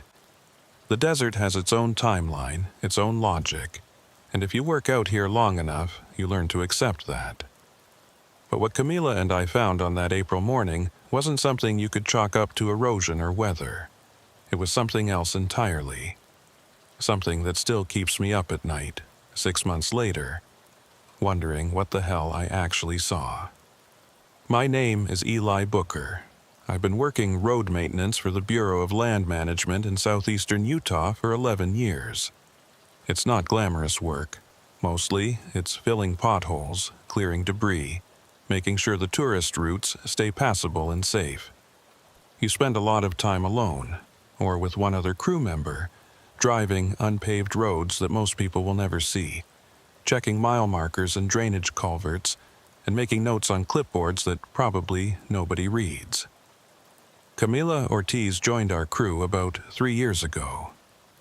She'd worked construction in Albuquerque before moving to Moab. Said she wanted to be closer to the desert, away from the noise of cities. She was good at the work, careful and thorough. The kind of person who actually reads the survey maps instead of just guessing where things are supposed to be. That morning, we were assigned to check the new trail markers along the Needle's Edge scenic route. Some contractor had been hired to install reflective posts and paint lines on the road surface to make it easier for tourists to navigate at dawn or dusk. The route wound through some pretty remote country southwest of Dead Horse Point, about 40 miles from the nearest gas station. We left the yard at 6 a.m. in the F-250, loaded with our usual gear: cones, paint, tools, water, first aid kit, satellite phone because regular cell service was non-existent out there. The sunrise was one of those that makes you remember why you took this job. The canyon walls turning from purple to red to orange as the light hit them, shadows stretching impossibly long across the valley floor. Contract work's been getting sloppy, Camilla said as we turned onto the dirt access road. Last 3 jobs we've had to come back and fix their mistakes. Budget cuts, I said. They hire the lowest bidder hires whoever shows up, and we get to clean up the mess. The Needle's Edge route was about 12 miles of improved dirt road that followed a ridge overlooking a deep canyon. It was popular with photographers and geology types, less so with regular tourists because it was slow going and the drop-offs were significant. The contractor had been hired to make it safer, more visible, better marked. We reached the start of the route around 7:30. The first few miles looked fine. Fresh paint on the road surface, good clear lines, reflective posts every 50 yards on the outer edge. Standard work. Camilla was driving while I checked off waypoints on the survey map. Marker 47 coming up, I said, looking at the GPS unit mounted on the dash. But when we got there, the marker wasn't where it should have been. According to the map, it should have been on the left side of the road, marking a curve. Instead, we found it about 30 feet off the road, standing in open desert scrub. Camilla stopped the truck. That's not right. We got out to look. The post was properly installed, cemented into the ground, reflective coating intact. But it was in completely the wrong location. I checked the GPS again, then the map. No question about it. This marker was wildly misplaced. Maybe they got confused with the coordinates, Camilla said. Maybe. But it bothered me. These contractors used the same GPS units we did. You'd have to be pretty incompetent to be off by 30 feet. We continued on. Marker 48 was in the right place. So was 49. But 50 was missing entirely, and 51 was lying on its side in a wash 20 feet below the road level like someone had thrown it over the edge. This is ridiculous, Camilla muttered. How did this pass inspection? Don't think it did. That's why we're out here. By the time we reached mile marker 8, we'd documented 17 placement errors, 6 missing posts, and 3 spots where the paint lines just stopped. Not faded, not weathered off, just ended mid-stripe, like whoever was doing the work had gotten bored and quit. Then we came around a bend and saw something that made both of us go quiet. The road continued ahead for maybe another 100 yards before reaching a section where the canyon wall rose vertically on the right side. But the paint line, the bright yellow stripe that was supposed to mark the road edge, didn't stop at the wall. It continued straight up the rock face, not like someone had accidentally sprayed paint there. Like the line was meant to be there. Like the road was supposed to continue vertically into the stone. Camilla stopped the truck about 50 feet back. We both sat there, staring. "What the hell?" she said finally. I didn't answer. I was trying to process what I was seeing. The yellow line ran true and straight from the road surface up the canyon wall, getting fainter but still clearly visible, climbing about 30 feet before it disappeared into a shadow cast by an overhang. "Did they mark a climbing route or something?" Camilla asked. "By accident? Why would they use road paint for that?" "I don't know, Eli. Nothing about this job makes sense." We got out and walked toward the wall. As we got closer, I could see that the paint line wasn't just random. It was the same width as the road markings, same careful application. And where it met the wall, there was no break, no hesitation. It just turned 90 degrees and went up. "Look at this," Camilla said. She was crouching at the base of the wall, where the paint transitioned from horizontal to vertical. She ran her finger along the stone. "The rock surface isn't flat here. There's a groove." I knelt beside her. She was right. There was a very shallow indentation in the stone, maybe a quarter-inch deep, running along the path of the painted line, like something had pressed into the rock. Not carved it, not chipped it. Pressed into it the way you'd press your thumb into clay. "That's not natural weathering," I said. "No." Camilla stood up, backing away from the wall. Her face had gone pale. "Eli, what could make a mark like that in solid sandstone?" "I don't know." We followed the groove up with our eyes. It was harder to see the higher it went, but the line of slightly darker stone was visible, following the paint stripe up the canyon wall. "We should document this," Camilla said. She pulled out her camera and started taking photos. Wide shots of the wall, close-ups of the groove, pictures from different angles. I got the measuring tape from the truck and recorded dimensions. The groove was approximately 8.5 inches wide, consistent along its entire visible length. 8.5 inches, about the width of a vehicle tire. That thought sat in my mind like a stone. I didn't want to voice it, didn't want to make it real by speaking it out loud, but Camilla was thinking the same thing. I could see it in the way she was looking at the groove, at the painted line, at the vertical rock face. "We need to report this," she said quietly. "Report what, exactly? That someone painted a line on a wall? There's more." She was looking at something on the ground near the wall. "Eli, come here." I walked over. She was pointing at a spot about 3 feet from the base of the wall, where the dirt and gravel gave way to bare rock. There was a mark in the stone, not a groove this time, but a clear impression, tread pattern, definitely a tire. And it wasn't just on the surface. When I ran my finger over it, I could feel that the treads went down into the rock, like the tire had pressed into stone that was somehow soft, somehow yielding, and then the stone had hardened again with the impression trapped inside it. "This isn't possible," I said. "I know. Rock doesn't work like this. You can't just press something into sandstone and have it hold the shape. That's not how geology works." "I know, Eli." Camilla's voice was steady, but I could hear the tension underneath. "But it's here. We're both seeing it." I stood up and looked around. The area seemed completely normal otherwise. Same red sandstone formations you see everywhere in this part of Utah. Same scrub brush and juniper, same empty sky. But something had happened here. Something that left marks that shouldn't be possible. "The contractor," I said. "Maybe they saw this. Maybe that's why the work is so sloppy. They got spooked and left. Maybe." Camilla walked back toward the truck, still taking photos as she went. "But if they saw it, why didn't they report it?" "Same reason we're standing here trying to rationalize it instead of calling it in. Because there's no rational explanation. Because nobody's going to believe us." We spent another hour documenting everything we could find. More tire impressions in the rock, all of them heading towards the wall.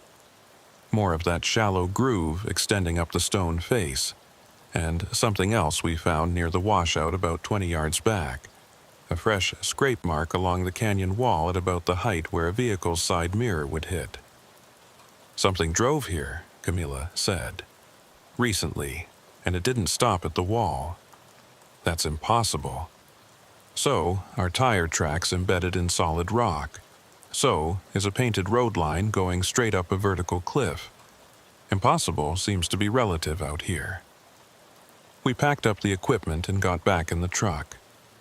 Neither of us spoke for a while. I was trying to think through the logistics of reporting what we'd found. How do you write this up? Discovered evidence of vehicle entering solid rock face. That was a good way to get sent for a drug test. "What do we do?" Camilla asked. "We finish the inspection, document the rest of the route. Then we go back and file our report on the contractor's work. We include photos of the wall and the marks. Let someone else figure out what to make of it." "You don't want to investigate further?" I did. Part of me desperately wanted to understand what we'd seen. But another part, the part that had learned over 11 years to respect the desert's strangeness, wanted to mark it down and move on. Some things you don't poke at. Not our job, I said. We're road maintenance. We document hazards and move on. I don't even know what this is, but it's above our pay grade. Camilla nodded slowly. Okay. But Eli, I'm coming back here, on my own time, with better equipment. I need to understand this. I wanted to tell her that was a bad idea, that some things are better left alone, but I couldn't, because I knew I'd probably do the same thing in her position. We continued the inspection. The rest of the route was just as badly marked as the first section, but nothing else as strange as what we'd found at the wall. By the time we finished and headed back toward town, it was early afternoon. The heat was building, that dry desert heat that pulls moisture out of everything. We were about 5 miles from the highway when Camilla suddenly hit the brakes. "What?" I asked. She was looking in the rearview mirror. "Did you see that?" "See what?" "There was something on the road behind us, something moving." I turned around. The road stretched empty behind us, just dirt and rock and distance. "I don't see anything." "It was there, just for a second. Like a shadow, but moving fast, too fast for a person or an animal. Probably a dust devil. Maybe." But she didn't sound convinced. We made it back to the yard by 3 p.m. Our supervisor, Marcus, was in the office doing paperwork when we walked in with our clipboard and camera. "How'd it go?" he asked without looking up. "Contractor work is a mess," I said. "Misplaced markers, missing posts, paintwork that just stops randomly. We got photos." "Great. Write it up, send it to contracting. They'll dock the company's pay." Now he looked up. "That it?" Camilla and I exchanged a glance. "There was one anomaly," I said carefully. "At mile marker 8.3, the paint line continues up a rock wall. There are also some unusual marks in the stone that we couldn't identify." Marcus's expression didn't change. "Unusual how?" "They look like tire impressions, but they're embedded in the rock, not just on the surface." A long pause. Marcus put down his pen and leaned back in his chair.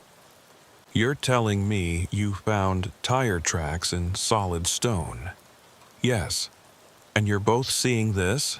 This isn't just one of you?" "We both saw it," Camilla confirmed. "We have photos. Show me." Camilla pulled up the images on the camera.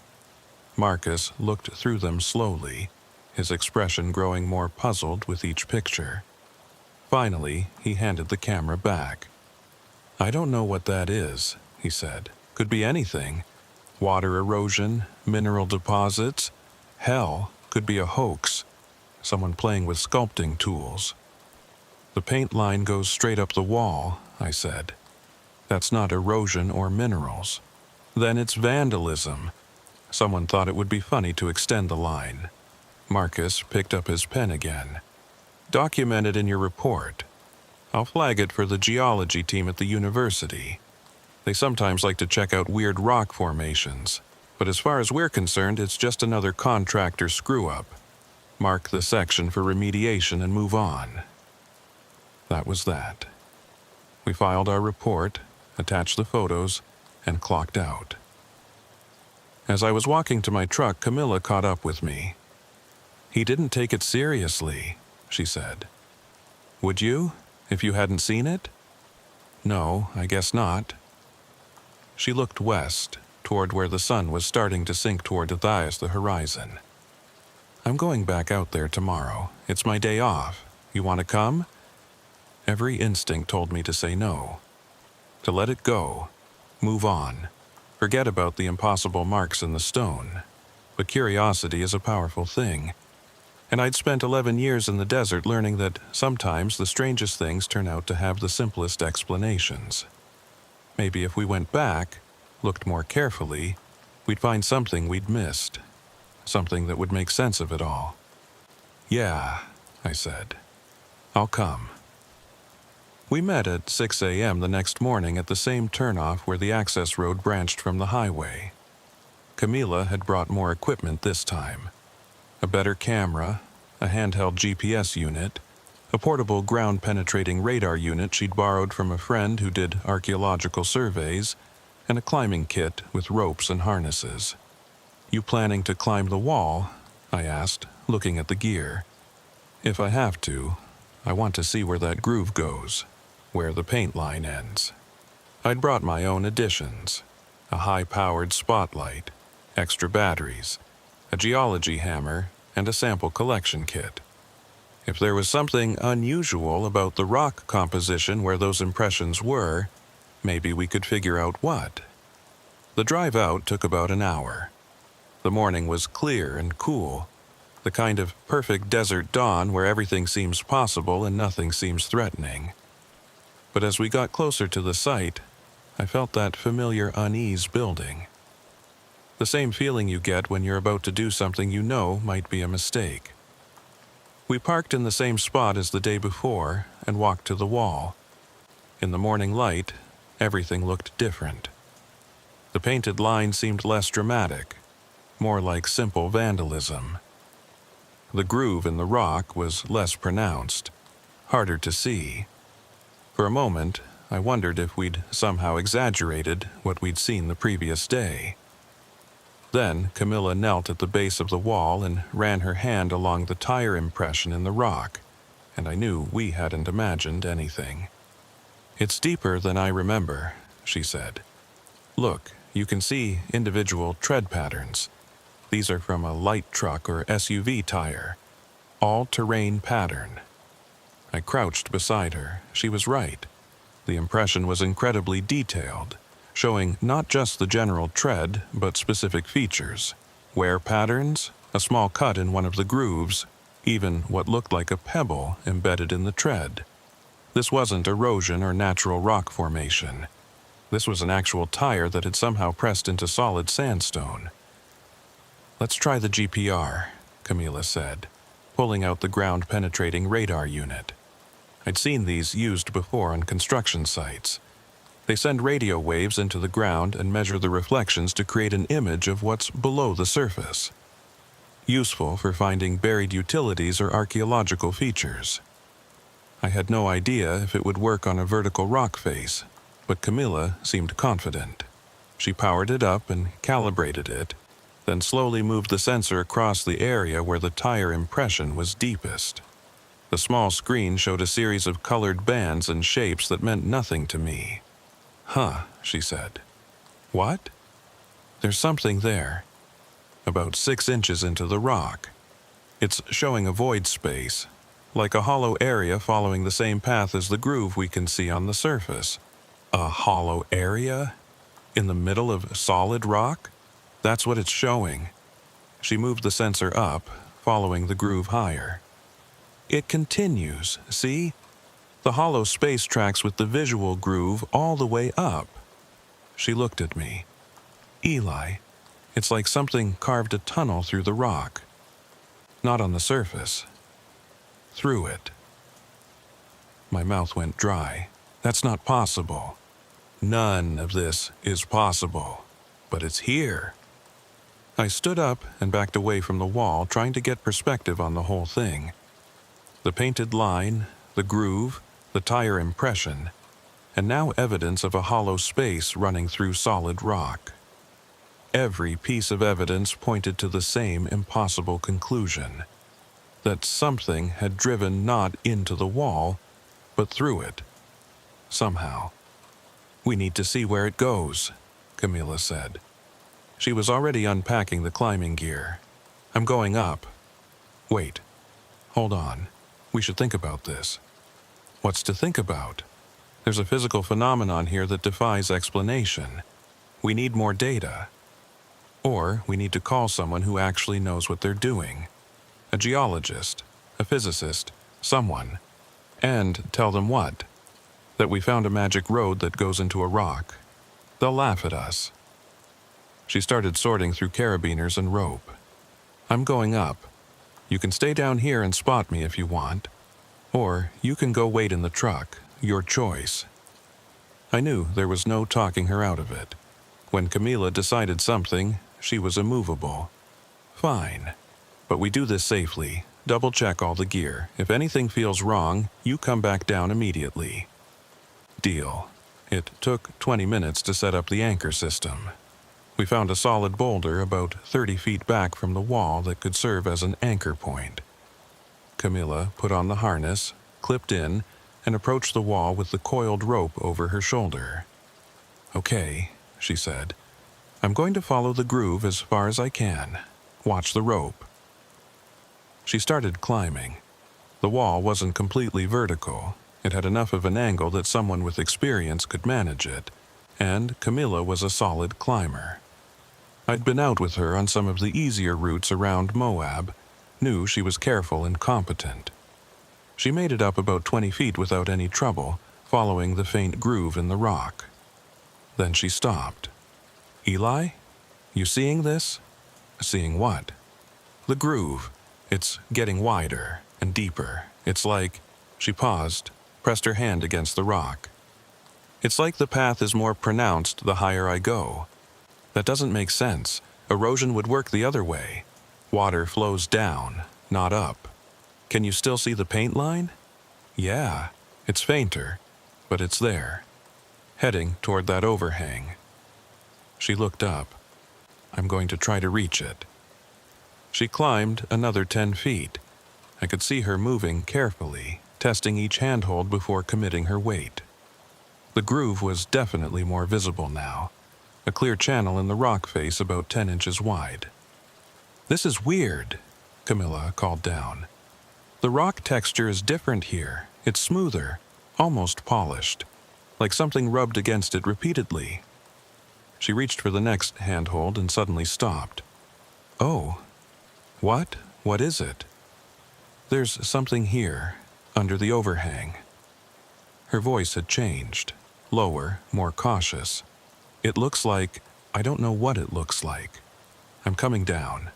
What did you see? Just give me a minute." She started descending quickly, moving with the kind of controlled urgency that suggested she was trying not to panic. When she reached the ground, she unclipped and stepped back from the wall, her face pale. "There's an opening," she said. "Under the overhang. Not a cave exactly. More like a gap. Like the rock face splits apart, and the groove leads into it." I looked up at the overhang. From ground level, it just looked like a shadow. "How big is the opening?" "Big enough, maybe 6 feet wide, 4 feet high. And Eli, there are marks around the edges, like something scraped against them, metal on stone." We stood there in silence, both of us processing that information. An opening in the rock face, 30 feet up, that something had apparently driven into. That's what all the evidence suggested. That's what didn't make any sense. "We need to see what's inside," Camilla said. "No, absolutely not. We need to leave and call this in to someone qualified to investigate it." "Who? Who do we call? Park Service? They'll tell us it's not their jurisdiction. University? They'll want to study it for months before doing anything. By the time anyone takes this seriously, it could be gone." "Gone? How would it be gone? It's a hole in a rock face." "You know what I mean. Things like this, anomalies, whatever you want to call them, they don't last. They change. They disappear. If we wait, we might lose our chance to understand what this is." I wanted to argue, but part of me knew she was right. The desert kept its secrets, and you had to grab them when you had the chance. "Okay, but I'm coming with you this time. We both go up, we look, we document, we get out. No exploring, no going inside, just observation." Agreed. We geared up together this time, both in harnesses, both clipped to the rope. The climb was harder for me than it had been watching Camilla do it. I'm not as comfortable with heights, and every foot up felt like pushing against instinct. But I made it, following her path, using the same handholds she'd tested. As we got higher, I could see what she'd meant about the groove. It was definitely more pronounced up here, worn smooth like a water channel but heading upward instead of down. The painted line had faded to almost nothing, just a ghost of yellow against the red stone. We reached the overhang and I saw the opening. Camilla hadn't exaggerated. There was a gap in the rock face, like the stone had split vertically, creating a narrow passage that led back into darkness. The edges of the opening showed scrape marks, definitely metal on stone, fresh enough that they hadn't weathered yet. "I'm going to take some photos," Camilla said, pulling out her camera with one hand while maintaining her grip with the other. I leaned closer to the opening, trying to see inside. The passage appeared to continue back at a slight upward angle. The floor of it, if you could call it that, was smooth, worn, like something had been dragged across it repeatedly. And there were marks. More tire tracks, clearer than the ones we'd found below, leading into the darkness. "This is real," I said quietly. "Something actually went in there." "Yeah." Camilla finished taking photos and clipped the camera back to her belt. "Question is, what? And more importantly, where did it go?" I pulled out the spotlight and shone it into the opening. The beam reached back maybe 30 feet before the passage curved, and the light couldn't penetrate further. But in that 30 feet, I could see that the walls were smooth, almost polished, and the tire tracks continued clearly, heading up. "It's like a tunnel," I said, "but not carved. More like compressed, like something pushed the rock aside rather than removing it." "Can rock do that? Can it be compressed like clay?" "No, not sandstone. Not any rock I know of." I moved the light, trying to see more details. That's when I noticed something else. "Camilla, look at the walls. You see those patterns?" She leaned in. "What patterns?" "Those lines, those regular striations. They're evenly spaced, running parallel to the passage direction." I counted them quickly. 7 lines per inch, like they were pressed into the stone by something moving through here. "Tread marks," Camilla said. "From whatever went through." "Eli, this is insane. How is this possible?" "I don't know." We stayed there for another 10 minutes, documenting everything we could from our position. The opening, the passage, the marks on the walls, the tire tracks leading inward. Finally, when my arms were getting tired from holding onto the rock face, we descended back to the ground. "We have to go in there," Camilla said as soon as we were back down and unclipped. "No, Eli, no. This is beyond us. This is beyond anything either of us is qualified to handle. We have documentation, we have photos, we have measurements. That's enough. Now we take it to someone who might actually be able to explain it. Or we could just know." I said it firmly. "I'm not climbing into a mysterious tunnel in a rock face without understanding what made it or where it leads. That's not curiosity, Camilla. That's stupidity." She was quiet for a moment, then nodded slowly. "Okay, you're right. But we need to find someone who'll take this seriously. Someone who won't just dismiss it as a natural formation or tell us we're seeing things. The university has a geology department. Let's start there." We packed up the climbing gear and were loading it into the truck when I heard something. A sound from somewhere above us, somewhere on the cliff face, like rock scraping against metal. The same sound a vehicle makes when its undercarriage drags over stone. I looked up. Nothing visible. Just the rock face, the overhang, the morning shadows. "You heard that too?" Camilla asked quietly. "Yeah." We stood there, listening. The sound came again, fainter this time, seeming to come from inside the wall. Then it faded completely, replaced by the normal desert quiet. "Let's go," I said. "Now." We got in the truck and I started the engine. As we pulled away, I checked the rearview mirror. The rock face looked completely normal in the morning light. Just another canyon wall in Utah. Nothing unusual about it at all, except for the yellow paint line climbing vertically into shadow, and the tire tracks embedded in stone, and the tunnel that shouldn't exist leading into the rock. We drove in silence for about 10 miles before Camila spoke. "I'm going to have a hard time sleeping tonight." "Yeah, me too.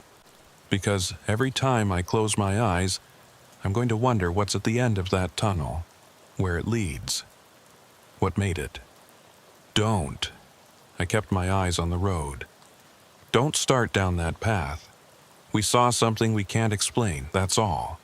We document it, we report it, we move on, that's the job. Is it though? Because I don't think I can move on from this." I didn't respond, because I knew she was right. This wasn't the kind of thing you could forget. The image of those tire tracks leading into darkness, heading upward into solid rock, was burned into my mind. I'd be seeing it for a long time. We reached the highway and turned east toward Moab. The morning was getting hot now, heat shimmer starting to rise from the pavement. Everything looked normal, rational, real, but I couldn't shake the feeling that we'd crossed some kind of boundary back there, that we'd seen evidence of something that changed the basic rules about how the world worked. And once you see something like that, you can't unsee it.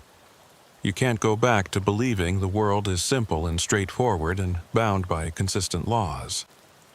"Tomorrow," Camila said as we pulled into town. "Tomorrow we go to the university, first thing, and we don't leave until someone agrees to investigate." "Okay. And Eli? If they won't investigate, if they blow us off or tell us it's nothing." She looked at me. "I'm going back in there. Into the tunnel, I need to know."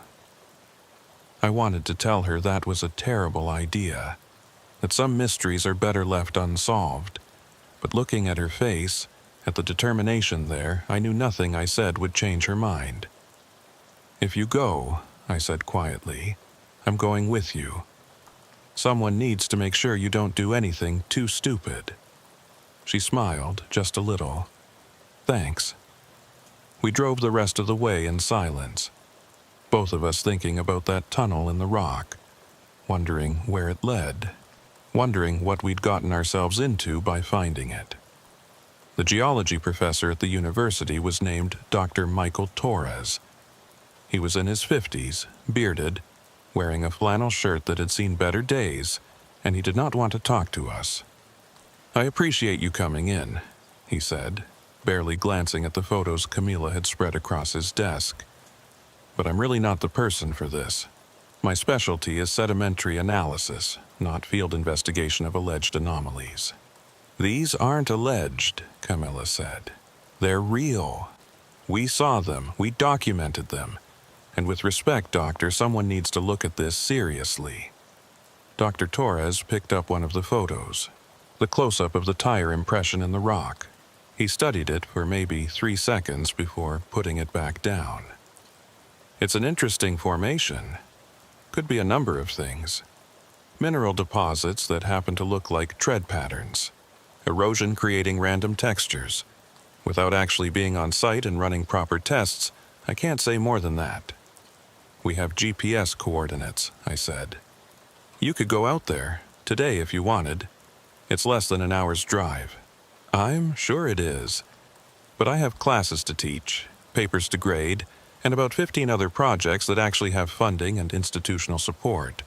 I can't just drop everything to investigate every unusual rock formation that catches someone's eye." He started gathering the photos. "I'll tell you what. Write up a formal report with all your documentation, submit it to the department, and we'll add it to the queue of phenomena to investigate. Might be a few months before we can get to it, but—" "A few months?" Camila's voice rose. "Doctor, there's a tunnel in that rock face, a tunnel that leads upward, that has clear tire tracks in it. that shouldn't exist according to any geological process I've ever heard of. That's not something that can wait months. Dr. Torres's expression hardened. Ms. Ortiz, I've been studying rock formations for 30 years. I've seen everything from perfectly spherical boulders to natural arches that look like they were carved by artists. The desert creates unusual structures. That's what it does. Now, if you're telling me you found evidence of some kind of mining operation or illegal excavation, that's a law enforcement matter. If you're suggesting something paranormal or unexplained, well, that's not science. And I only deal in science. We left with nothing except a promise that our report would be reviewed when time permitted. Walking back to the parking lot, Camilla was furious. He didn't even look at the GPR data, didn't care about the measurements, just dismissed us like we were tourists who found a weird-looking rock. Maybe we need to try someone else, different department, or a different university. Or maybe we stop asking permission and just go back there ourselves. I'd been afraid she'd say that. Camila, tonight. We go back tonight with proper gear, lights, rope, supplies. We go into that tunnel and we find out where it leads, because nobody else is going to take this seriously, and I'm not waiting months for some academic committee to decide if it's worth their time. What if it's dangerous? What if the tunnel collapses? What if there's something in there? Something like what? I didn't have an answer. What could be in there? What could create a tunnel through solid rock and leave tire tracks heading upward into darkness? I know you're scared, Camilla said more gently. I'm scared too. But Eli, we found something impossible. Something that breaks the rules we thought we understood. We can't just walk away from that. She was right. As much as I wanted to forget about the tunnel and go back to my normal routine of fixing potholes and marking hazards, I knew I couldn't. The mystery would eat at me. The questions would pile up until they became unbearable. Okay, I said, tonight. But we do this smart. We tell someone where we're going. We set a time limit. If we're not back by dawn, someone knows to come looking. Who do we tell? Good question. Who could we trust with information about an impossible tunnel without having them think we were crazy or trying to talk us out of going? Marcus, I said finally. Our supervisor. He saw the photos. He knows something weird is out there. We tell him we're doing a follow-up investigation on our day off. We give him the coordinates and tell him if he doesn't hear from us by 6 a.m., call search and rescue. Will he go for that? Probably not, but at least someone will know. We spent the rest of the afternoon gathering supplies. Proper climbing helmets with mounted lights, 100 feet of rope, first aid kit, water, lots of water, protein bars, emergency blankets, a satellite communicator with an SOS button, 2 handheld radios in case we got separated. And, because I'd started thinking about the stranger possibilities, a can of bear spray and a large wrench I could use as a weapon if needed. You really think we'll need weapons? Camilla asked, watching me pack. Probably not, but if there's something in that tunnel, something that made it, I'd rather be prepared. At 6 p.m., we stopped by Marcus's house. He lived in town, a small place with a yard full of desert plants and a truck in the driveway that had seen more miles than mine. This better be important, he said when he answered the door. Game just started. I handed him a piece of paper with GPS coordinates and our emergency contact information. We're going back out to that site, the one with the unusual rock formations. If you don't hear from us by 6 a.m. tomorrow, those coordinates are where we'll be. Call, search, and rescue. Marcus looked at the paper, then at us, then back at the paper. You're kidding. No. You're going out there at night to look at rocks? To investigate an anomaly that we believe requires immediate attention, Camilla said. Right. Marcus folded the paper and stuck it in his shirt pocket. And what exactly am I supposed to tell search and rescue? That you two went rock hunting at night and didn't come back? Tell them whatever you want. Just make sure they go to those coordinates if we're not back by dawn." He studied us for a long moment. "You know what? I don't want to know. Whatever you're doing, it's on your own time and your own responsibility. But yeah, if you're not back by morning, I'll send someone." He started to close the door, then stopped. "Be careful out there. Desert's dangerous enough in daylight." We reached the site just as the sun was setting, that brief magical period when the canyon walls glow like they're lit from within. The temperature was already dropping. It would be in the 40s by midnight, cold enough to be uncomfortable, but not dangerous if we stayed moving. We parked and geared up in silence. The wall looked different in the fading light, more imposing, more forbidding. The painted yellow line was barely visible now, just a faint trace leading up into shadow. "Last chance to back out?" I said. "Not a chance." We clipped in and started climbing. It was harder in the growing darkness, even with the helmet lights. Every handhold had to be tested carefully, every foothold checked twice. But we made it to the overhang and pulled ourselves up to the opening. The gap in the rock looked like a mouth in the beam of my headlamp, dark and waiting. The tire tracks were clearly visible, leading inward, heading up. "You ready?" Camilla asked. "No, but let's do it anyway." She went first, crawling into the opening, her light moving deeper into the passage. I followed, feeling the smooth rock under my hands, cool and somehow wrong. Rock shouldn't feel like this. Shouldn't be this smooth, this polished. The passage was tight at first, maybe 4 feet high and 6 feet wide, forcing us to move in a crouch. But after about 20 feet, it opened up. We were able to stand, though I had to bend my neck slightly to avoid hitting the ceiling. "Look at this," Camilla said, shining her light on the walls. "The striations. They're everywhere. Like something with treads rolled through here, pressing the pattern into the stone." She was right. The walls were covered in those regular parallel lines, 7 per inch, running the length of the passage. And the floor showed clear tire tracks, 2 parallel lines heading upward at a slight but steady incline. "This goes up," I said. "Into the cliff. That doesn't make geological sense.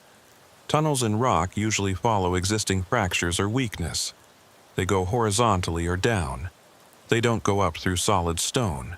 Nothing about this makes sense. Come on." We followed the passage upward.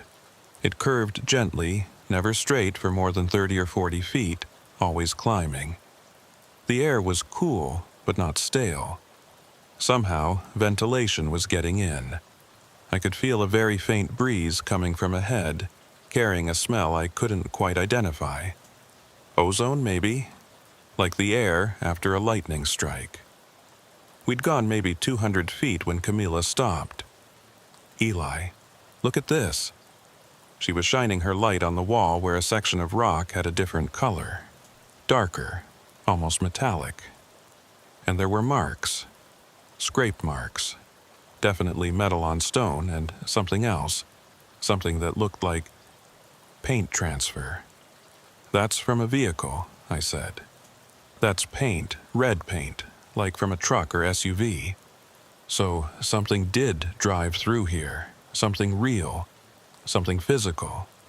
Not some geological process or natural phenomenon, an actual vehicle." We kept moving. The passage continued upward, winding through the rock like the path of some impossible worm. Every 20 feet or so, we'd find more evidence. Scrape marks, paint transfers, tire impressions deep in the stone floor. Whoever or whatever had come through here had done it recently, and done it in a vehicle that left clear physical evidence. After about 30 minutes of climbing, the passage leveled out. We emerged into a wider space, maybe 20 feet across and 15 high. Our lights couldn't reach the far wall at first. It was like standing in a room carved into the stone. "What is this?" Camilla whispered. We moved forward slowly. As our lights swept across the space, I saw that the walls weren't smooth here. They were covered in marks. Not random marks. Organized patterns. Lines and curves and shapes that looked almost like writing, but in no language I recognized.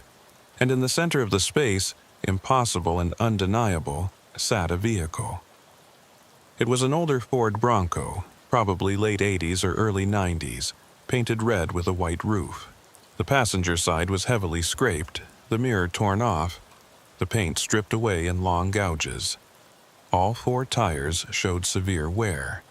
The windshield was intact but covered in a fine red dust, and it was sitting on solid rock, 30 feet inside a cliff face, in a chamber that shouldn't exist. "Oh my God," Camilla breathed. "It's real. It's actually real." We approached cautiously. The Bronco looked abandoned, but not old. The tires weren't flat. The battery appeared to be connected. When I shone my light through the window, I could see the interior was relatively clean, with a jacket thrown across the back seat and a coffee cup in the holder. "Someone drove this here," I said. "Recently. But how? How did they get it through the tunnel? How did they even find the tunnel?" I tried the door. Unlocked. It opened with a squeak of hinges and the dome light came on, weak but working. The keys were in the ignition. "Eli, should we—" "No. Don't touch anything. This is evidence of what? I don't know, but we need to document it exactly as it is." Camilla pulled out her camera and started taking photos. The Bronco, the chamber, the marks on the walls. I searched the vehicle's interior with my light, looking for anything that might explain what had happened. In the glove compartment, I found a registration. The vehicle was registered to a Mark Hensley at an address in Grand Junction, Colorado. The registration had expired 3 months ago. "Grand Junction," I said. "That's about an hour and a half from here. Should we try to start it?" I looked at the ignition, at the keys hanging there. Part of me wanted to turn the key and see what happened, but another part, the part that had learned to respect the desert's mysteries, told me that would be a very bad idea. "No, let's keep exploring, see if there's another way out." We moved past the Bronco to the far side of the chamber. There was indeed another passage, similar to the one we'd entered through but heading in a different direction. Up, always up. The tire tracks continued, leading away from the Bronco into the darkness. "Someone drove through," Camilla said, "parked here, and then walked out, following this passage. Or something else happened, something that made them leave the vehicle." We followed the second passage. It was narrower than the first, more winding, and the climb was steeper. Several times I had to use my hands to pull myself up sections that were almost vertical. The tire tracks were gone now, replaced by footprints, boot prints, deep and clear in the layer of dust that covered the stone. We climbed for another 20 minutes. My legs were burning, my lungs working hard in the thin air.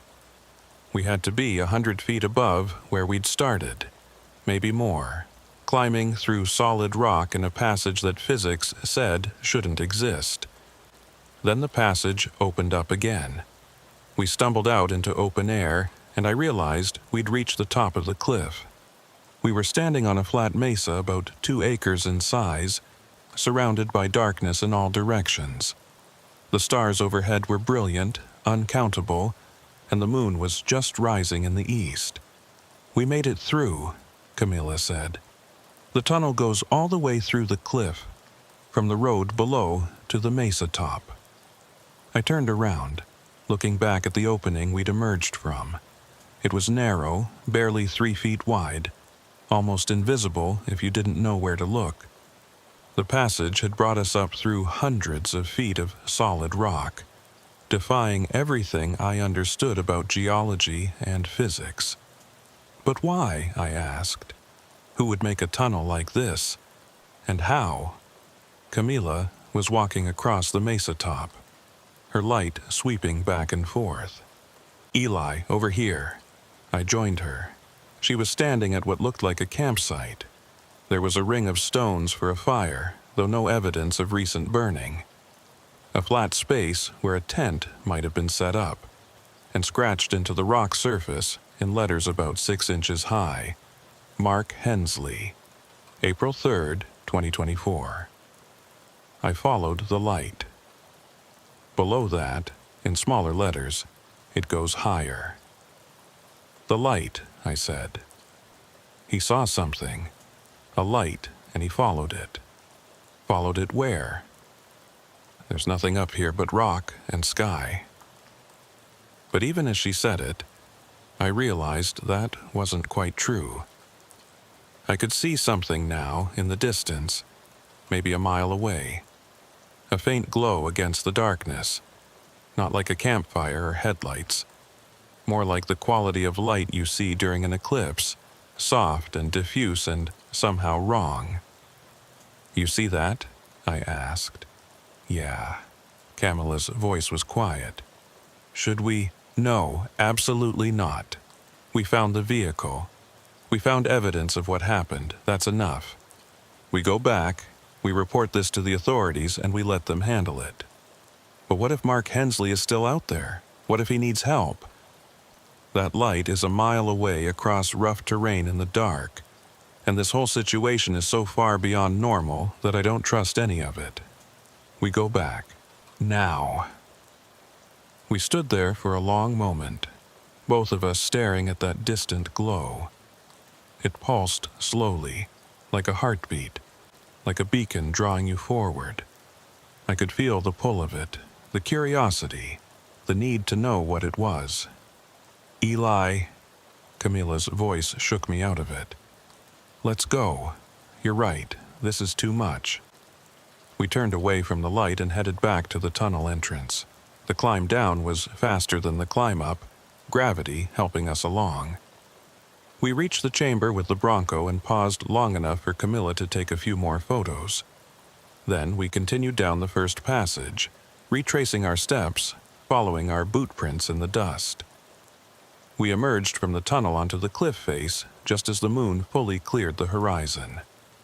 The climb down to the ground was careful and slow, both of us exhausted now, running on adrenaline and the desperate need to be back on solid ground, back in the normal world where rocks don't have tunnels running through them and vehicles don't drive into cliff faces. When we finally reached the truck, it was 1:30 a.m. We'd been inside the tunnel for more than 6 hours. We stripped off the climbing gear and collapsed into the seats, neither of us speaking. Finally, Camilla said, "What do we do now?" "We call the authorities, report the vehicle, give them the registration information. Let them decide how to proceed. And the tunnel? The marks on the walls? The light on the mesa? We tell them everything, and we let them think we're crazy if they want. But we tell them the truth." We drove back toward Moab in silence. When we reached cell coverage, I pulled over and called the county sheriff's office. I reported finding an abandoned vehicle in an unusual location and gave them the GPS coordinates for the cliff base. I didn't mention the tunnel. That would come later, when we could explain it better. The dispatcher said they'd send someone out to investigate in the morning. I thanked her and hung up. "That's it?" Camilla asked. "For now. Tomorrow we'll give them a full report, everything we saw, and we'll deal with whatever comes after." We reached town just before 3 a.m. I dropped Camilla at her apartment and drove home. I was exhausted, but knew I wouldn't sleep. Every time I closed my eyes, I saw that tunnel winding upward through solid rock. Saw the Bronco sitting impossible in that chamber. Saw Mark Hensley's message scratched into stone. I followed the light. What light had he seen? Was it the same light Camilla and I had witnessed from the mesa? And where had it led him? I didn't have answers. Might never have answers. Some mysteries, I was learning, stay mysteries no matter how much evidence you gather or how many questions you ask. But I knew one thing with certainty. The world was stranger than I'd believed. The rules I thought were fixed and immutable. That rock is solid, that tunnels don't form upward through stone, that vehicles don't drive into cliff faces, those rules could be bent, broken, ignored entirely by forces or phenomena I didn't understand. The desert kept its secrets. But sometimes, if you were watching carefully enough, if you followed the impossible clues, you could catch a glimpse of something beyond explanation. Something that showed you reality was larger and stranger than you'd ever imagined. I thought about Mark Hensley out there somewhere, following his light into the darkness.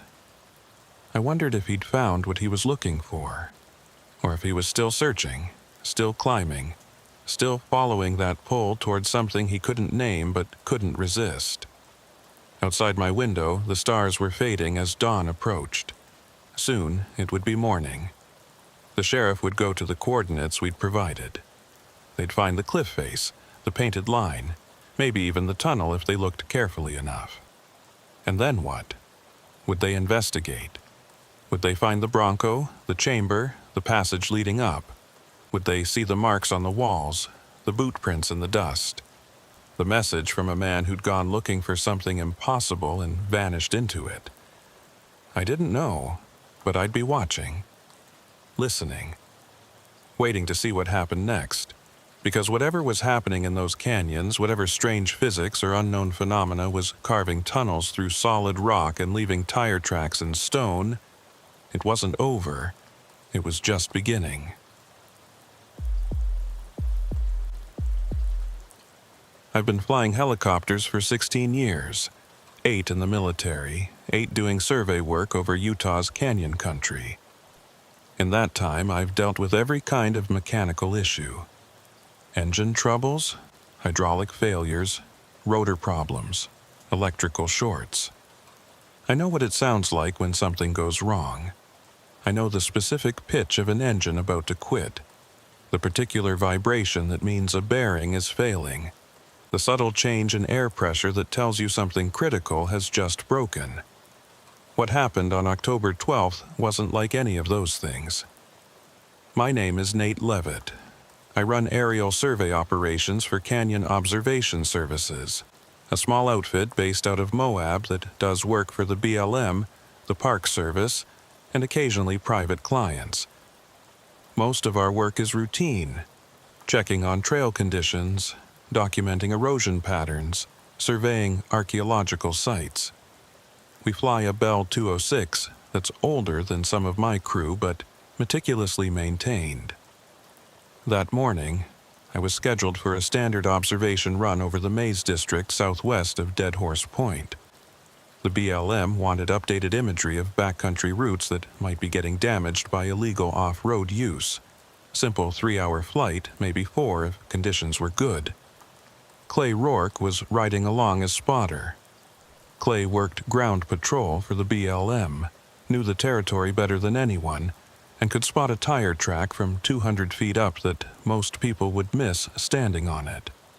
He was in his mid-40s, quiet, competent, the kind of guy who'd been in the desert so long he was practically part of it. We did pre-flight checks at 7 a.m., everything normal. Fuel topped off, oil levels good, hydraulics responding properly. The weather was perfect, clear sky, light winds, visibility unlimited. The kind of day where flying feels effortless. We lifted off at 7:23 a.m. I logged the time in the flight recorder and turned south, climbing to about 500 feet as we crossed over the rim and headed into the canyon country. If you've never seen this landscape from the air, it's hard to describe. From the ground, the canyons are impressive. From above, they're otherworldly.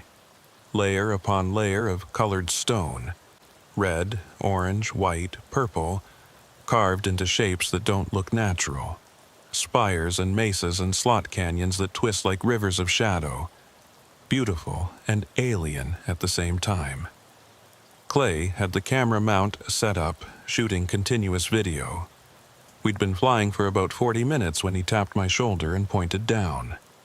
"Vehicle tracks," he said through the headset. "Fresh ones, heading off the designated trail." I brought us lower and circled. He was right. You could see where someone had left the marked route and driven out across open desert, heading toward a section of canyon rim that was supposed to be restricted. "Want to follow them?" I asked.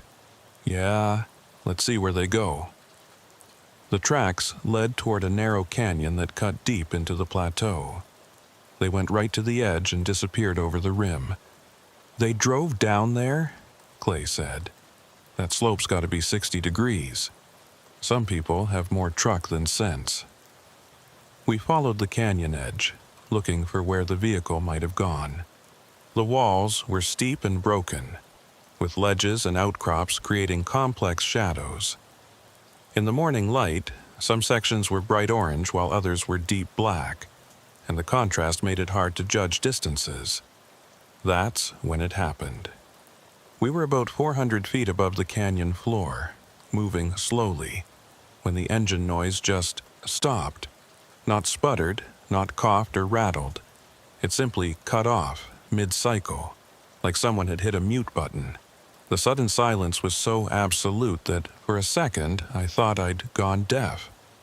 I could feel my heart beating, could hear Clay breathing beside me. But no engine sound, no rotor noise, nothing.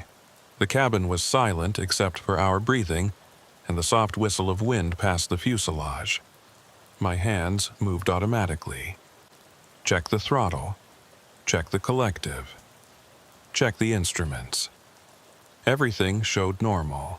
RPM gauge reading in the green. Hydraulic pressure good. Temperature normal. Every indicator told me the engine was running perfectly, but I couldn't hear it. And we weren't falling. That's the part that made my training scream something was fundamentally wrong. When a helicopter loses engine power, you have maybe 2 seconds before you start dropping. You enter auto-rotation immediately, trading altitude for rotor speed. But we weren't descending.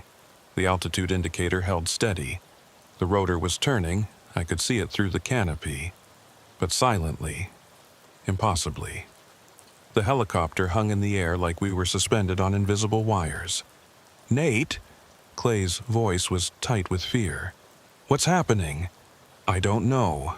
I tried the radio. "Ground, this is Observer 1. Do you copy?" Static. Just white noise that seemed wrong somehow. Too smooth, too even. Observer 1, declaring emergency. "Engine anomaly. Requesting immediate..." The static cut off. Total silence again. Even the white noise was gone. I looked at Clay. His face was pale, and I realized mine probably was too. This was beyond any emergency scenario I'd trained for. Engine failure with continued flight. Loss of engine sound with functioning instruments. Radio dead, but electrical systems working. "What do we do?" Clay asked. Good question. Land immediately was the obvious answer. But where? We were over steep canyon country with no flat spaces within gliding distance. And technically, we weren't gliding. We were still flying somehow, still maintaining altitude despite the complete absence of normal operating sounds. "I'm going to try to move us toward that flat area," I said, pointing to a section of mesa top about a mile east. I adjusted the collective. The helicopter responded normally, beginning to climb. I could feel the cyclic under my hand, feel every normal response of the aircraft. But still no sound. Just that eerie silence and the whisper of wind. We climbed to 600 feet and turned toward the mesa. The flight felt smooth, stable, exactly like normal operations, except for the complete absence of noise. It was like flying in a dream, or watching a video with the sound muted. Then we crossed into shadow. The mesa we were heading toward had a high rim that blocked the morning sun, creating a massive shadow across the desert floor. As we passed from sunlight into that shadow, everything changed. Sound returned, not gradually. All at once, like someone had unmuted the universe. The engine roar was suddenly there, normal volume, normal pitch. The rotor thump filled the cabin. I could hear the hydraulics whining, the instruments clicking, all the familiar sounds of a working helicopter. Jesus, Clay breathed. What the hell was that? I checked the instruments again. Everything still normal, everything functioning. It was like the last few minutes had never happened, except we both remembered it. We both experienced it. And when I looked at Clay, I could see in his face the same confusion and fear I was feeling. "We're landing," I said, "right now." I brought us down on the mesa top, setting down as gently as I've ever landed anything. The skids touched rock and I immediately shut down the engine. The engine I could hear again. The engine that was supposedly running the whole time. Clay and I sat in silence for a long moment after everything stopped. Finally, he unclipped his harness and opened his door. I did the same. We both needed to be outside, needed solid ground beneath our feet. The morning air was cool and clean. The sun was fully up now, painting the canyon walls in shades of orange and red. Everything looked completely normal. "Did that really happen?" Clay asked. "We both experienced it. But how? How does an engine cut out completely and the aircraft keeps flying?"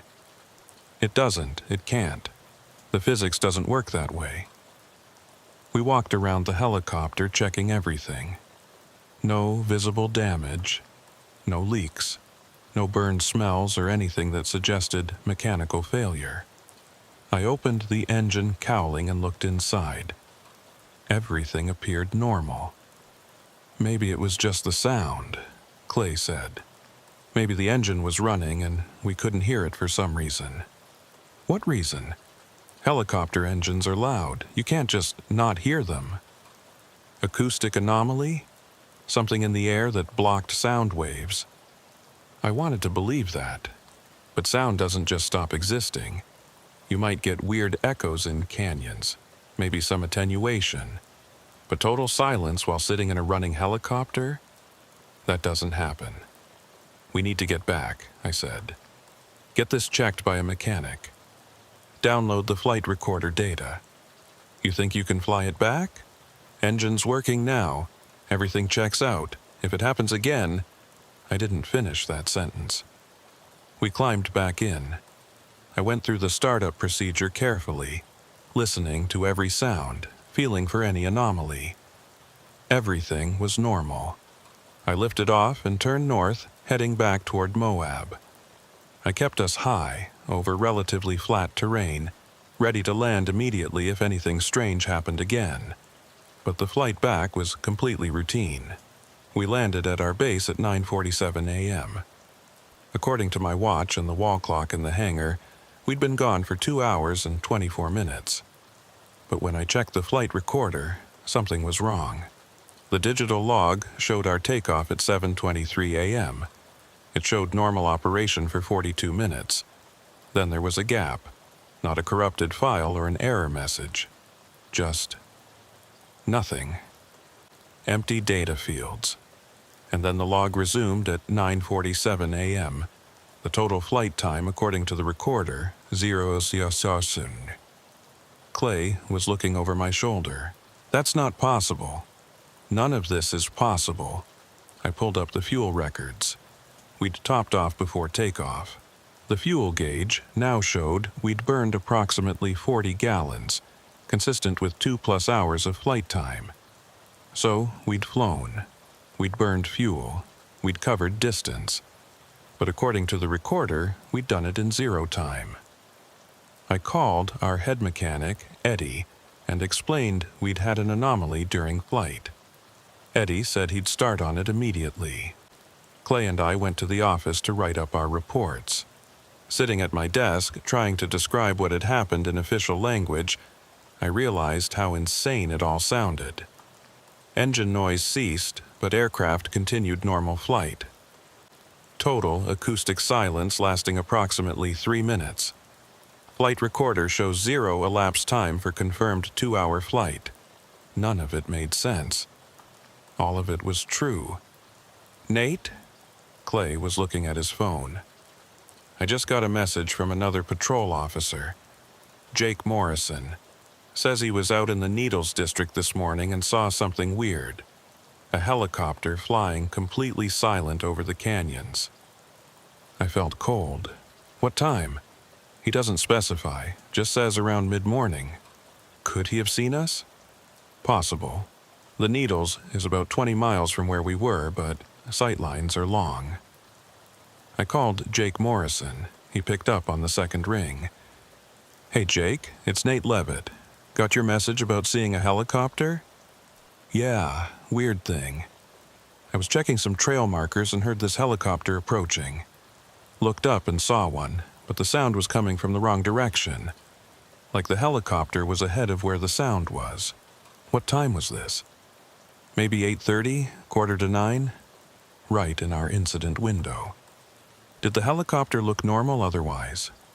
I guess. It was pretty far away. Just struck me as odd that the sound and position didn't match up. I thanked him and hung up. Clay was watching me. He saw it, I said. He saw us flying with the sound displaced. So it's not just us. Something actually happened to the helicopter, or to the space around it. That night, I couldn't sleep. I kept thinking about that moment when the engine noise cut out. The absoluteness of the silence, the impossibility of continued flight. And I kept thinking about something else. When we'd crossed into shadow and sound had returned, I'd felt something. A physical sensation, like passing through a membrane. Just for an instant, there was resistance or pressure, or something I couldn't quite name. Like we'd left one space and entered another. The next morning, I arrived at the hangar early. Eddie was already there working on the helicopter. Found something, he said. Might be nothing, but it's weird. He led me to the engine compartment and pointed to one of the turbine blades. There was a faint discoloration on the metal, a subtle pattern that looked almost like frost patterns on glass, delicate lines branching and intersecting. What is that? No idea. It's not corrosion, not heat damage, and it's only on about half the blades, the ones that would have been facing west during your flight. I took photos. The patterns were subtle but definitely there, geometric and regular, almost like circuit traces. Can we get it analyzed? Already sent photos to a metallurgy contact at the university. Clay arrived with maps spread across the conference table. That's where we were when the engine went silent. He pointed to a red X. Now look at these. Blue marks for UFO sightings. Green for unusual aerial phenomena. Yellow for equipment malfunctions. Several clustered near our incident location. There's something about that specific spot, he said. Some property of the terrain that creates anomalies. My phone rang. Eddie's university contact, Dr. Martinez. Mr. Levitt, I've been looking at those turbine blade photos. Those patterns look like they were formed by exposure to extremely high magnetic fields, the kind you'd find in an MRI machine. A magnetic field while we were flying? It's the only explanation for that particular type of crystal reorganization, strong enough to alter the metal's structure at a microscopic level. Could that have affected the helicopter's operation? A strong field could potentially interfere with electronic systems. It might explain why your flight recorder shows gaps. What about sound? Could a magnetic field block sound waves? No. Magnetism doesn't interact with sound waves directly. So, we had evidence of magnetic field exposure, but that didn't explain the silence. I want to go back there, Clay said after I hung up. Tomorrow. Same route. See if it happens again. That's a terrible idea. Maybe. But it's the only way we're going to understand this. If we can reproduce it, document it better, maybe we can figure out what's causing it. He was right. As much as I wanted to move on, I knew I couldn't. Something real had happened, something that might happen to other pilots. Okay, tomorrow morning. But we do it smart, full emergency kit. Stay high over areas where we can land safely. We spent the rest of the day planning. I reviewed weather forecasts, plotted alternative landing sites, checked systems twice. Clay coordinated with ground patrol officers, asking them to watch for anything unusual. That evening, I had trouble sleeping. I kept replaying the incident, the suddenness of the silence, the feeling of the helicopter continuing to fly. That moment when we crossed into shadow and everything snapped back. The shadow. We'd been flying in full sunlight when the silence occurred. It had ended exactly when we entered the shadow cast by the rim. Was that significant? The next morning, we met at 6:30 a.m.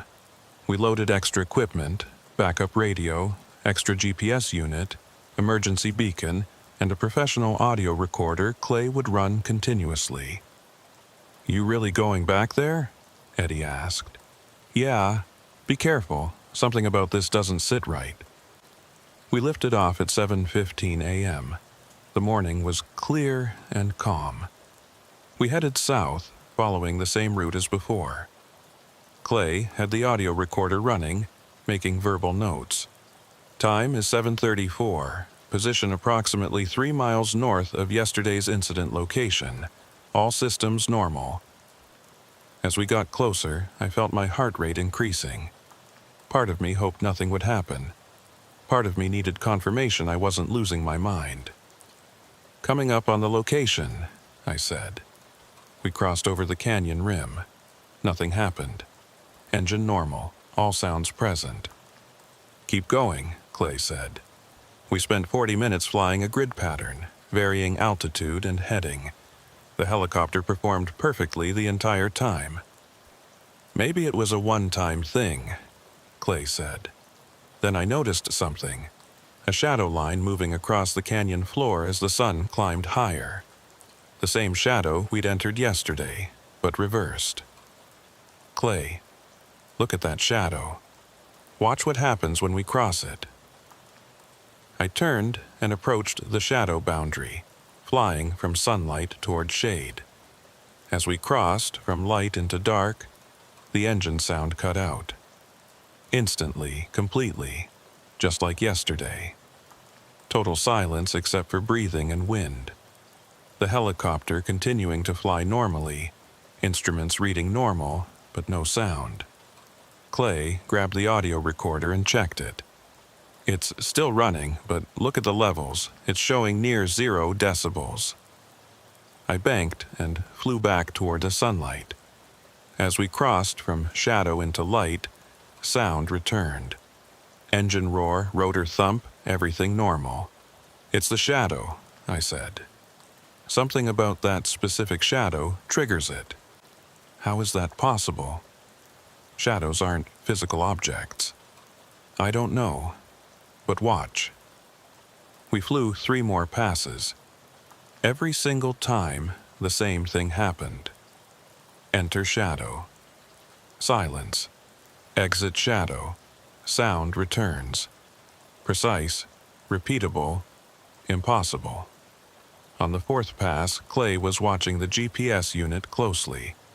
"Nate, when we're in the shadow, the GPS loses signal. Complete loss. It comes back as soon as we're in sunlight. So, whatever's blocking sound is also blocking GPS signals."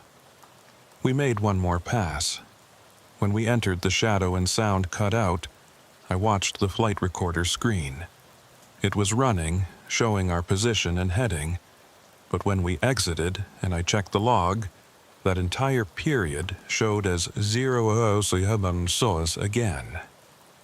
"Time stops in the shadow," I said. Or, recorded time stops. We're still experiencing time, but Instruments don't record it. We flew back toward Moab, both processing what we'd discovered. We'd reproduced the phenomenon, confirmed it was real, repeatable, and directly linked to a specific shadow in a specific location. When we landed, Eddie was waiting. "We reproduced it," I said. "It's the shadow. Specific shadow in a specific location." We played the audio recording. For sections in shadow, only silence and our voices. No engine noise. "So, your microphones stopped working?" Eddie asked. "No, they were running. They just didn't record engine sounds. But the helicopter's hardwired cockpit recorder shows normal engine operation." Eddie stared at the screen. "You know what this sounds like? You flew through a dead zone. A place where normal physics doesn't fully apply. Dead zone? Theoretical spaces where certain fundamental constants might have different values. Nobody's ever found a real one, but mathematically they're possible." Clay and I looked at each other. A space where physical constants were different, where sound waves didn't propagate, where time recording failed, where GPS couldn't function. "We need to report this," Clay said. We started with Dr. Martinez at the university. We met in her office the following week, spreading out our evidence. When we finished explaining, she was quiet for a long moment. "I believe you experienced what you describe. What I don't believe is that I can explain it with current physics." She pulled up some papers on her computer. "There's a concept in theoretical physics called quantum shadowing. The basic idea is that under very specific conditions, space can develop wrinkles, places where the normal rules are locally suspended." "Like a dead zone," I said. "Exactly.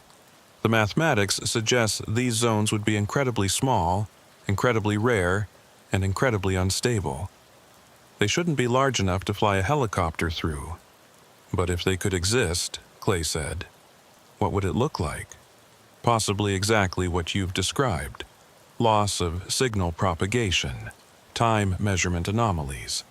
The mathematics suggests these zones would be most likely to occur at boundaries, transitions between different states, like the boundary between light and shadow. Potentially, though I don't see a clear mechanism for why that specific boundary would matter. But something was forming in my mind. What if it's about temperature? The desert has extreme temperature differences between sunlit and shaded surfaces. What if flying through that boundary creates some kind of effect?" Dr. Martinez considered this. "A thermal gradient could create unusual acoustic properties. But the GPS issues, the time recording problems, those seem unrelated. Unless they're all symptoms of something else," Clay said. "The temperature gradient isn't causing the anomaly. It's just marking where it is. Like a visible indicator of an invisible phenomenon," Dr. Martinez said. "The shadow boundary gives you a reference point, but the actual anomaly might be something deeper." She agreed to organize a research team, but it would take months. 2 days later, another pilot reported an incident.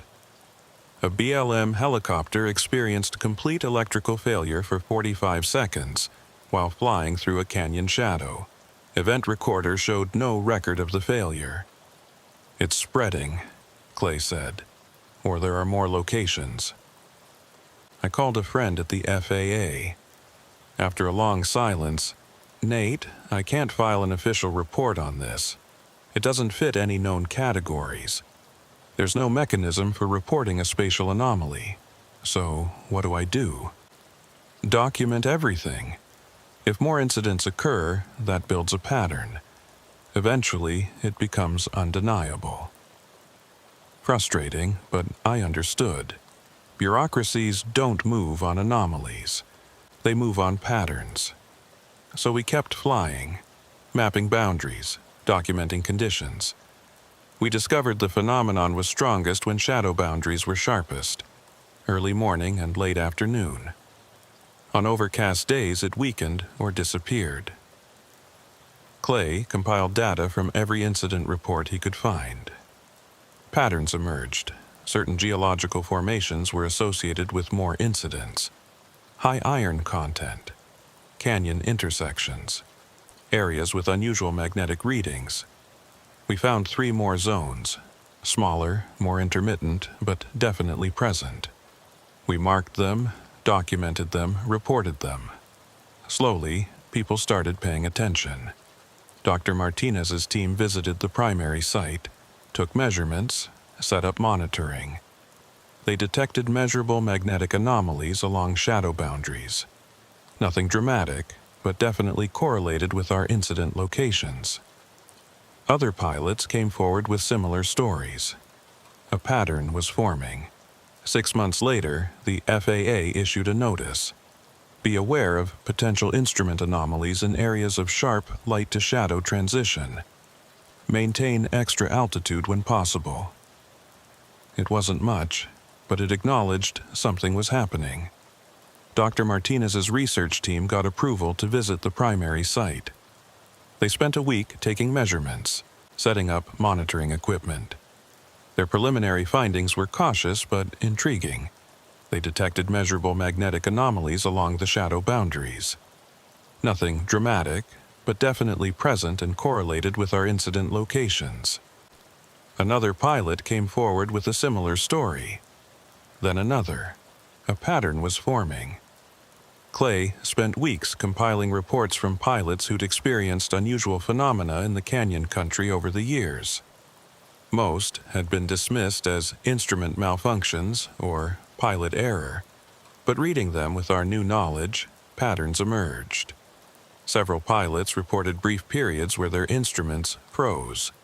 3 reported temporary loss of engine sound.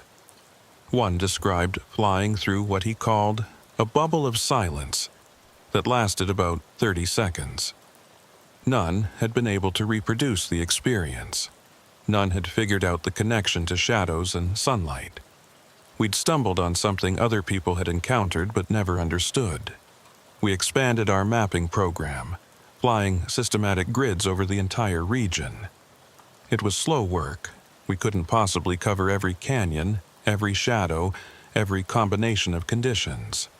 But we found 3 more zones, places where crossing a specific boundary caused instrument glitches, brief signal losses, momentary acoustic anomalies. All occurred at sharp shadow boundaries during morning or afternoon when the sun was at specific angles. It's like the landscape itself is active, Clay said one evening, showing me updated maps. Not alive, but responsive. Certain places under certain conditions become different. Different how? I don't know. But I think the shadows are just the visible part. There might be other boundaries we can't see, other transitions where the rules change. That was a disturbing thought. If there were other invisible boundaries where helicopters suddenly stopped working, we needed to find them before someone got killed. One afternoon, about 4 months after our first incident, I was flying alone on a routine survey run.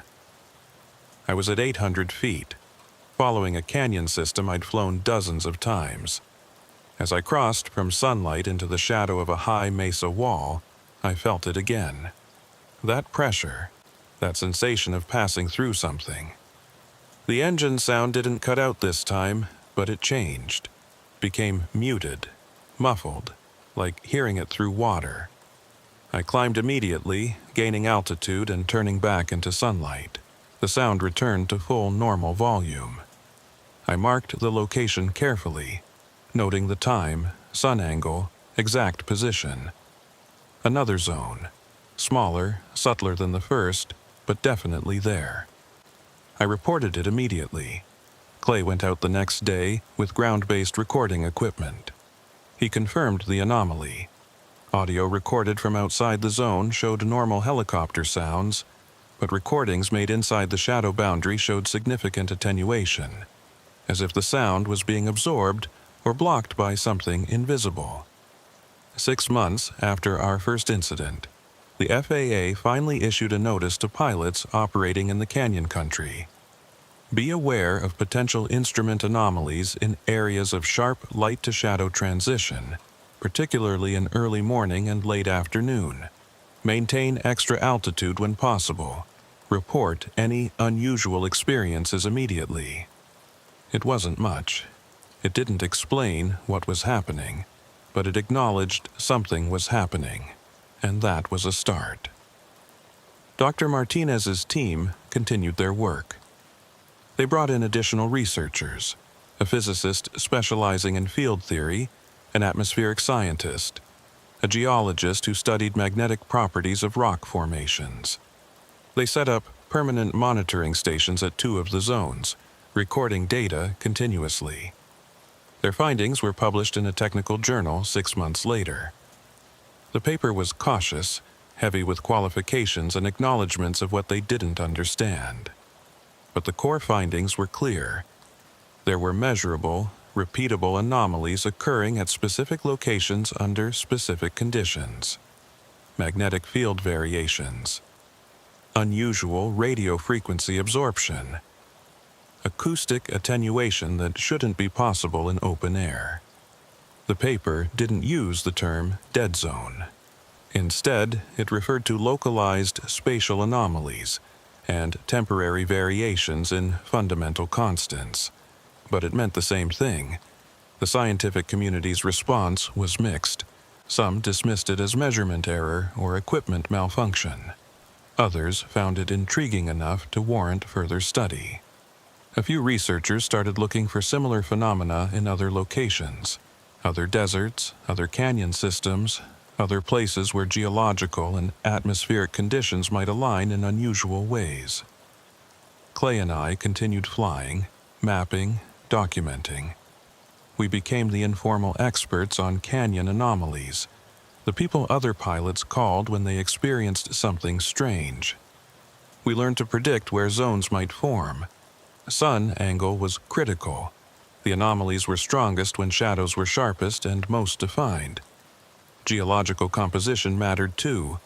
Areas with high iron content or unusual magnetic properties were more likely to host zones. And there seemed to be a temporal component. The zones were more active during solar maximum periods, suggesting some connection to space weather and magnetic field fluctuations. We learned to recognize the warning signs, a particular quality of light, a specific feel to the air, not quite pressure, not quite temperature, but something. An instinctive sense that you were approaching a boundary where things might not work normally. And we learned to respect them.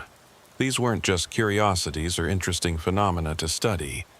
They were places where the normal rules temporarily stopped applying, where flying required extra caution and awareness of forces we didn't fully understand. I still fly through zones occasionally, not carelessly, never without proper preparation, but when research demands it or when verification is needed. Each time, I experience that same moment of transition, sound cutting out or changing quality, instruments showing zeros or anomalous readings.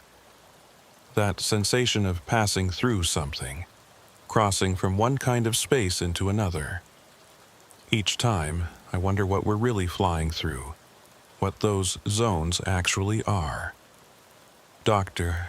Martinez has theories, localized variations in quantum field strength, temporary changes in how electromagnetic forces propagate, regions where space itself has slightly different properties. But theories aren't answers, and we're still far from understanding what's really happening. Last week, I was flying a routine observation run north of Arches National Park. Late afternoon, long shadows stretching across the desert floor. I was at 700 feet, plenty of altitude, nowhere near any of the mapped zones. But as I crossed over a particular canyon rim, passing from light into shadow, I felt that familiar pressure, that sense of transition.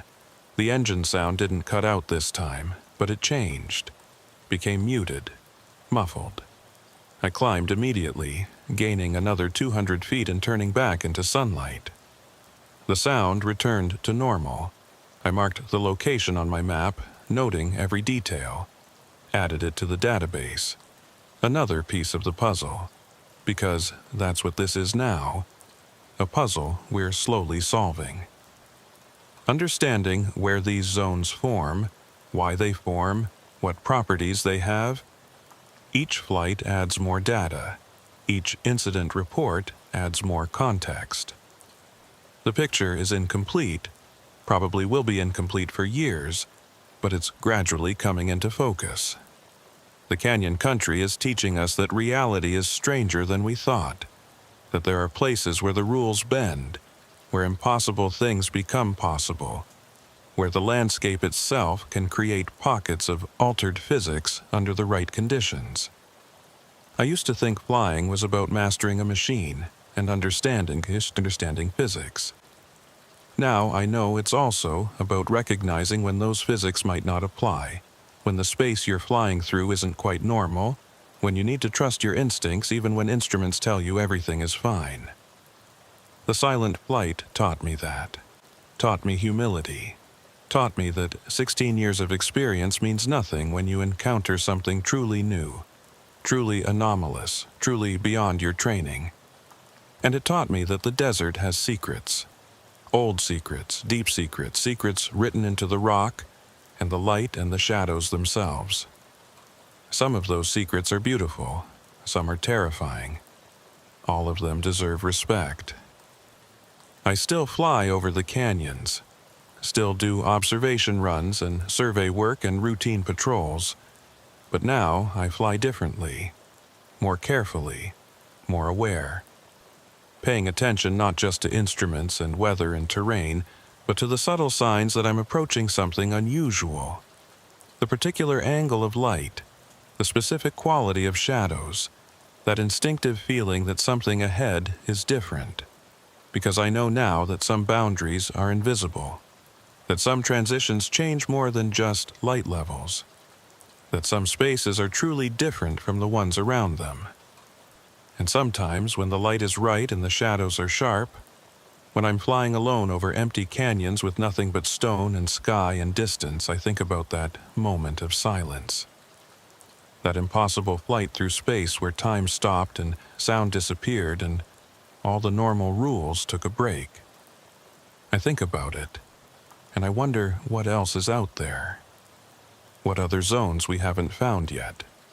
What other boundaries we haven't crossed? The desert is vast. The anomalies are small and scattered and hard to predict. We've mapped perhaps a dozen of them, but there are thousands of canyons out there, countless shadows, infinite combinations of sun and stone and air. How many more silent zones are waiting to be discovered? How many pilots have flown through them without realizing what happened, dismissing brief instrument glitches or momentary acoustic changes as normal variations? How many mysteries are hidden in places where instruments don't work properly and time doesn't pass and the normal rules temporarily cease to apply? I don't know, but I'm still flying, still looking, still trying to understand. Because that's what pilots do. We explore, we document, we push boundaries and map the unknown, even when the unknown defies everything we thought we knew. Even when the map shows places that shouldn't exist according to our understanding of physics. Even when flying requires accepting that sometimes, impossibly, silence can carry you home, while instruments show zero elapsed time, and the world outside continues as if nothing unusual is happening at all. The zones are still there. The anomalies continue to occur. We're better at predicting them now, better at avoiding them or prepared when we encounter them. But there's still mysteries. Still places where our understanding of reality breaks down and something else, something we can measure but not yet explain, takes over. And maybe that's okay. Maybe we're not supposed to understand everything immediately. Maybe the desert is teaching us patience, showing us that some answers take time, that some phenomena resist quick explanation, that some boundaries between known and unknown require careful, methodical investigation over years or decades. I can live with that, as long as I can still fly. As long as I can still explore these canyons and document these strange spaces and contribute to the slow process of understanding what's really happening out here. Because ultimately, that's what drew me to flying in the first place. Not just the freedom of flight or the beauty of the landscape, but the possibility of seeing things from a perspective nobody else has, of encountering mysteries that challenge what we think we know, of standing at the boundary between the familiar and the impossible, and choosing to look closer rather than turning away. The silent flight gave me that.